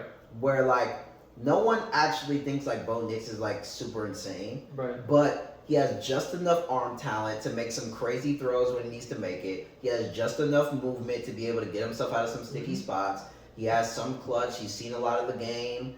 And yeah, if Bo Nix was on the Raiders right now, he'd probably be dog shit and wouldn't be able to get nowhere. But you pair him with a veteran coach like Sean Payton. He has some decent weapons to work with. The blocking's decent. Okay, he can make some throws and do some stuff. Now, is he going to be the reason you just outright win the game? Not every time, Mhm. and he's probably never really going to be. But an they'll MVP. rally behind him for sure. Right, they'll rally behind him, and he's a good leader and stuff like that. Is he going to be an NFL MVP? I probably doubt it, but He might eventually be like in a top one season. Exactly.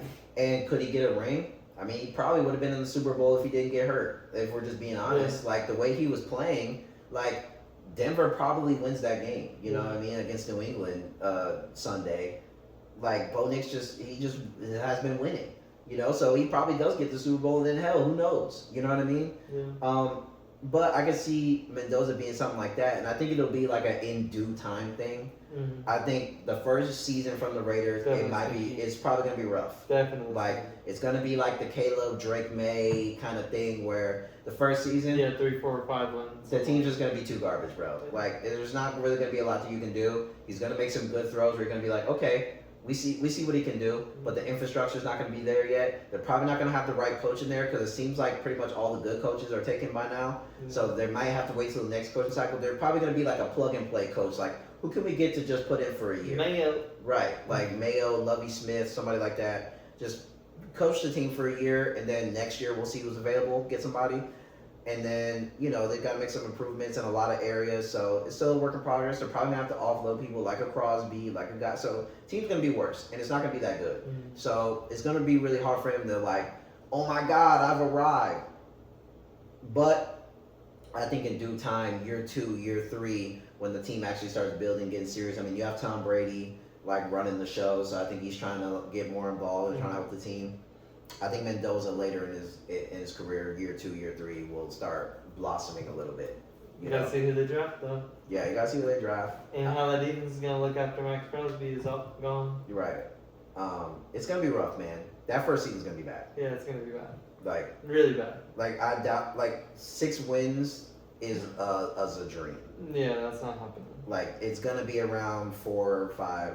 I think it's closer to 3 and 4 than it is to 4 and 5. Yeah. Even it's though gonna be bad. I think 5 is definitely the ceiling. Right. Because they don't even have talent. Like even Jackson Dart, had his up and downs and Shuck. But it's like those teams at least had like decent talent, especially offensively. Like you have an Olave, you have a Malik Neighbor, and then you had a Wandale who's played a lot of football, can jump in. You had Scatabo come in and like do some stuff, but the blocking wasn't like complete trash. Yeah. You know what I mean? And Dart, probably a little bit more seasoned. As far as like he played a lot of college ball and stuff. Mm-hmm. So it's like, I don't know. Like he was probably just a little bit more, and the team was just a little bit better, and they had good defense. Right. Like you go to Raiders, it's like you have Genty and like nothing. Yeah. Like you can get Bowers going, but you don't really got nobody on the outside, and you got Trey Tucker, and you can barely see him once he gets past 15 feet. Like I think Mendoza's in a similar spot to J.J. McCarthy, where people are doubting his ability because of the way the offense is ran in college. Right. But I think Mendoza's a better quarterback than J.J. McCarthy too. For sure, because there were some throws that Mendoza made during the season that were crazy. Like some of them ones on the sideline, 1-on-1. He has a really good, deep ball down the side. And he doesn't make a whole lot of mistakes either. No, he didn't have any turnovers in the playoffs. So, that's something really good to lean on, where it's like if he's just keeping the ball out of harm's way and he's making them dots when he needs to make them dots, and, He's probably going to average like 140 yards passing on the season. Right. Like per game, like 140 a game. Yeah. Most likely. But he's not going to have it's probably going to be like 12 touchdowns and 4 picks or something like that. And a couple pump more. balls. I would say I would give him probably maybe some more picks. So I would give him some more touchdowns. I would say he'd probably be around like 18 touchdowns, 11 picks. Yeah. And that's not bad. Yeah. I feel like he'll have less picks than 11 though. I feel like it'd be closer to like 8 or something like that. Right. Just because I don't think that he's the type. Like I think he's more like how Caleb and Stroud are in the regular season, where they're not gonna just throw it because they don't want to get sacked or whatever, or because they know or something. Yeah, like because they know they're supposed to be open. Like if he doesn't see it, he's not gonna throw it. I think. Yeah. And there's gonna be a lot of that with this team, not being open. Yeah. And you're gonna have to dirt a lot of balls, and you're probably gonna get sacked a lot. Yeah. It's gonna be. You get ready, ice up. Yeah. It's gonna be a long season. Yeah. But yeah, I think Mendoza, this first year it's gonna be a wrecking ball, but you'll learn a lot, and I think moving forward, as the team continues to build up, get assets, get better players, he'll end up being a lot better. You know what I mean? I think he's a better thrower of the football than like a McCarthy, who like he didn't really show us anything as far as throwing the ball. But I think Mendoza showed that he has an arm. You just got to be able to develop. It's gonna be some rough times. Again, part of developing a quarterback, right? There's highs and lows. And I have to like figure out how to get through them. But the game time decision making, that shit matters. Right. So he's played a lot of ball. Yeah. And I mean, he brought Indiana, that was a nothing school for a little bit, to a national championship, and he made the most out of his players. And clearly, he's good if he has a decent run game, which you have a good running back. Not a good run game. Not a good run game, but the running back's good. It's because that blocking is shit. They got traffic cones up there. I guarantee half of it is Geno Smith, though. There's no way. He's not calling out no protections. No, he's not. He didn't switch any of the protections or do any of that. Like, he just chalked it. But then there was times where it was like, Hut, oh, he's already like sacking. Yeah, it's over. The play's dead already. So we'll see what he does, man. And maybe, I mean, the Raiders are definitely after him. Like, he might as well just already like go to the team. You know what I mean? I was gonna say like maybe the Raiders don't do it, but like, come on, bro. Like, you need a quarterback. You have to. It's too early in their. Too early, and he's coming off this crazy season. Just won a Heisman, just won all this stuff, national championship. Like, you just gotta do it. Straight to fucking depths of hell, bro. Right, straight to Las Vegas, baby. Go Raiders up, and you know he's gonna have a crazy draft day speech, don't you think? First of all, that's what they and look, my team is in Indiana, and I love everybody. That guy in his speeches, bro. My God, he loves God and he loves life. It's like every time he's like on the brink of like, I don't know, bro. Him and Ginty are gonna have a connection though. They are, because they have the same kind of personality, bro. No, yeah, they're the same personality. Yeah. They need a receiver. They need to get somebody. Somebody else needs to be able to catch the ball, please. Like AJ Brown. Hell no, you're not going there. I mean, why not? You irritated over here with the. I know, but he won his bowl already. Right. He's gonna want to go somewhere where he can get paid and get a lot of targets. Yeah. Well, there you go. I mean, you ain't gonna win nothing, but I mean, that's what you want. Ginty Brown Mendoza. Hey. Fuck it. If I'm the Raiders, I'm definitely doing it. If I'm AJ Brown, I'm questioning it. But again, if all you want at this point, you already got your ring. If all you want at this point is I just want to catch the ball a bunch of times and go off and get stats, then this is definitely a prime opportunity. Because what's a rookie quarterback going to do? He's going to lean on whoever the number one guy is, and that's going to be, I mean, it's definitely not Tucker. And you're probably going to, and Tucker's going to be nasty with AJ Brown. Exactly. You're going to be using some different stuff in the slot more where he needs to be. They kept lining him up on the outside like he's that type of receiver. Like, the dude's 5'4". Like, and don't forget, it's not AJ Brown, then okay, they still have Bauer. Right, like, and that's a good quarterback's split. number one thing is tight end. But that's a good split. Like, as a receiver, you can't get mad that the tight end gets, like, someone else got to get somewhere, AJ. He knows that. But, you know, now you're not splitting with Devonta Smith and all this other stuff, and you don't have to really worry about it that much. And then you can be the number one, and you can get 100 and 200 targets this next season. Yeah. So that's what you need to do, Raiders. Draft Mendoza, figure out how to get AJ Brown over there, and then fix the offensive line a little bit, and try to aim for like 6 wins. Yeah. Bill Brewer's head coach. That was crazy, bro. What the fuck are the Bills doing, bro? I feel like they're trolling. Like they're actually trolling. They haven't hired anybody yet either, huh? No, they did. They promoted. Oh, Joe Brady. Yeah, they promoted the OC, which that's mid too. Yeah. I didn't even put it on here because it's that mid. Like it's not a needle mover, bro. It's gonna be the same thing. It actually might be worse. And I get why they had to move from McDermott. Because look, McDermott, you were hitting the same wall every season, right? You were getting this far. You couldn't beat the Chiefs. You have a season where you could potentially make it, and it's a weaker AFC for once. Mm-hmm. You still didn't get there. Again, not all of it's on him. The players got on the field, got to play, right? Josh Allen, he had multiple turnovers in the game. No one's talking about it, right? No one's talking about Josh Allen, multiple turnovers in the football game. But every other quarterback is getting blasted, specifically Texans quarterback, for multiple turnovers and losing the game. But this guy over here, we get it. He has an MVP with an asterisk on it. It was Lamar Jackson's, but he technically has an MVP, and he hasn't made it past what, divisional? round. He hasn't done anything. So what's the difference, right? Like he literally sold the game. I mean, did you see the fumble in the fucking before the halftime on the Broncos? Like, what are you even doing? He's running like Charlie Brown out there with the ball hanging and fumbles the ball. I mean, the picks were bad. I mean, like it's just like it's like, I mean, is that on McDermott? He didn't tell him to throw a fucking diaper over the middle. He didn't tell him to hold the football like a, you know what I mean, like a loaf of bread out there. I mean, I don't know, but I get it. He's kind of gotten you this far and you haven't gotten past that. But I don't think this Joe Brady dude's gonna be able to do anything good either.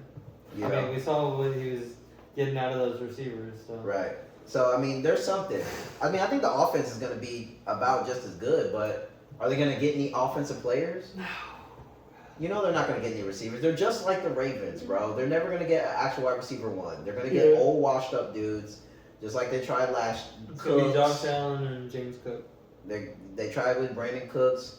Didn't they get somebody last year that was old and washed up too? Like Gabe Davis is back too. Right, Gabe Davis. He didn't do nothing, but he tore his ACL, I think, at the end of the year. So really? Yeah, in that what game was that? I think it was the Jaguars game. He tore his shit. No way. Yeah, but he wasn't doing anything anyway. So yeah, it's over with. But you know, it's Bro, good. he was back for like 4 games. Yeah, he tore it. Yeah, it's good. It's good. It's good. What's his name? Khalil Shakir though. You still got him and Shavers, and we'll see what they do with Cookie Coleman. But they're probably gonna get rid of Cookie. I don't know. I feel like they can't. I feel like they can though, and I feel like at this point they're kind of hoeing them because I feel like they're just blatantly coming out now in these interviews. Like, first of all, the Bills front office is garbage. Like, these dudes are fucking terrible. If it's not Josh Allen, they don't care about it. Right.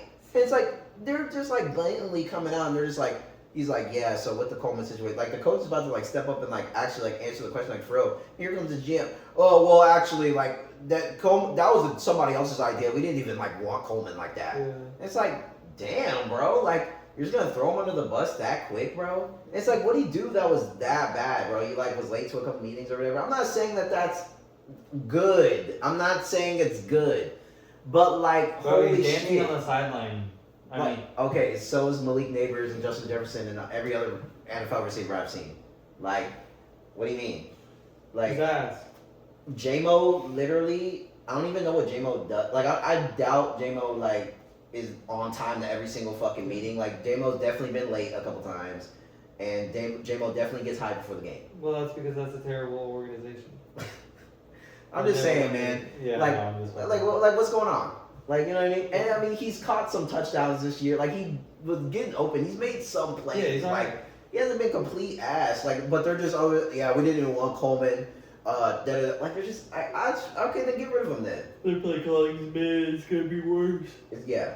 And I think they're gonna be in the same spot next year. And guess who's gonna be back? Pat. And guess what Pat gonna do? Spank Josh Allen on the butt one more time and get him out of here. Same thing. It's gonna be the same thing, man. It's gonna be the same thing. Guess what? Lamar, they got a new coach. He actually looked like he competent. Okay, guess what? They run into Lamar Jackson. Bro, you're going to get cooked again. Like, it's just that simple, man. Yep. Like, you think Lamar likes Josh Allen that much? Not really.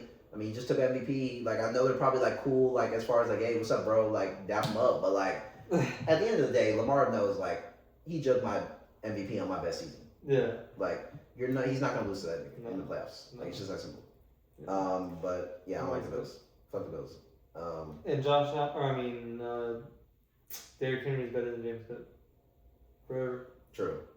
Forever. I'm 100%. 100%. And Zay Flowers, equal or better than Shakir? Better than Shakir, for sure. Better than Shakir. 100% better than Shakir.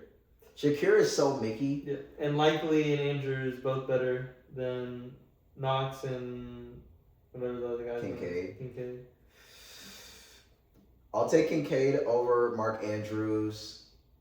I'll take Likely over everybody else. You know what I mean? Yeah. Like, Kincaid's, like, in the, like, 2 spot. Like, Likely's the best out of, like, the whole group out of both of them. Number 2 is Kincaid, and then, like, Mark Andrews is better than Knox. And then the Ravens defense as a whole is better than the Bills. Yeah, Bills defense is ratchet. They have the Bengals defense, like, literally. Yeah. Like, you can just do whatever you want against that defense. Yeah. It's literally terrible. They're so bad at guarding the run, bro. They're so bad at it. They're not good at guarding pass either. Yeah, not at all. But, I mean, like, you can just set up the pass so easily on them because they can't fucking stop anything. Yeah. They get no push up front. Nope. And what they tried to sign that Bosa brother. Yeah. Dude, Joey Bosa is trash. He only is in the NFL because of Nick Bosa. Nick Bosa is actually the demon, the one that's on San Francisco. This guy, Joey, the one that was on the Chargers, that dude He's is just racist. terrible. That's all it is. Yeah, like literally. But like you're not doing anything with it. You're not sacking any black quarterbacks. You got no sacks on the year, bro. Like you know what I mean? Like what do you do? What do you even do? What does this guy do? You know that reparations. You know that like YouTube video where it's like the screenshot that people use like in the comments is like what does this guy do? Or whatever. Yeah. And it's like they like use different people. They should literally put Joey Bosa on that. Like what does this guy literally do? Like he's supposed to be like some star DN. I don't think he made any noise. Like he might have 2 sacks on the year, maybe. No. Like I would bet the under for 4 sacks. He was in the same conversation with Crosby and shit. Yeah, I don't know why. Because of his brother. Because his brother's nasty. Nick Bosa is disgusting. Yeah, Nick Bosa is disgusting. Like he's actually gross. Yeah. Joey, pack it up. That dude is sorry, man. Even on the Chargers, he made no noise. Especially in the playoff games when they needed him to get like a big sack. He is trash. He is not, bro. He is not like no Will Anderson, no Daniil Hunter. Remember they were trying to say at what point? He's not like Sweat. They were trying to say he was better than Hunter, which is crazy. Like I mean, dude. He's not better than Sweat. He's not better than Sweat. I don't even think he's better than Booker. Yeah, Booker. Honestly, I think Booker is better than him. Like, dude, Joey, trash. But see, this is what they do on the Bills though. They get a bunch of bullshit dudes like that. Like, why are you even running Tre'Davious White?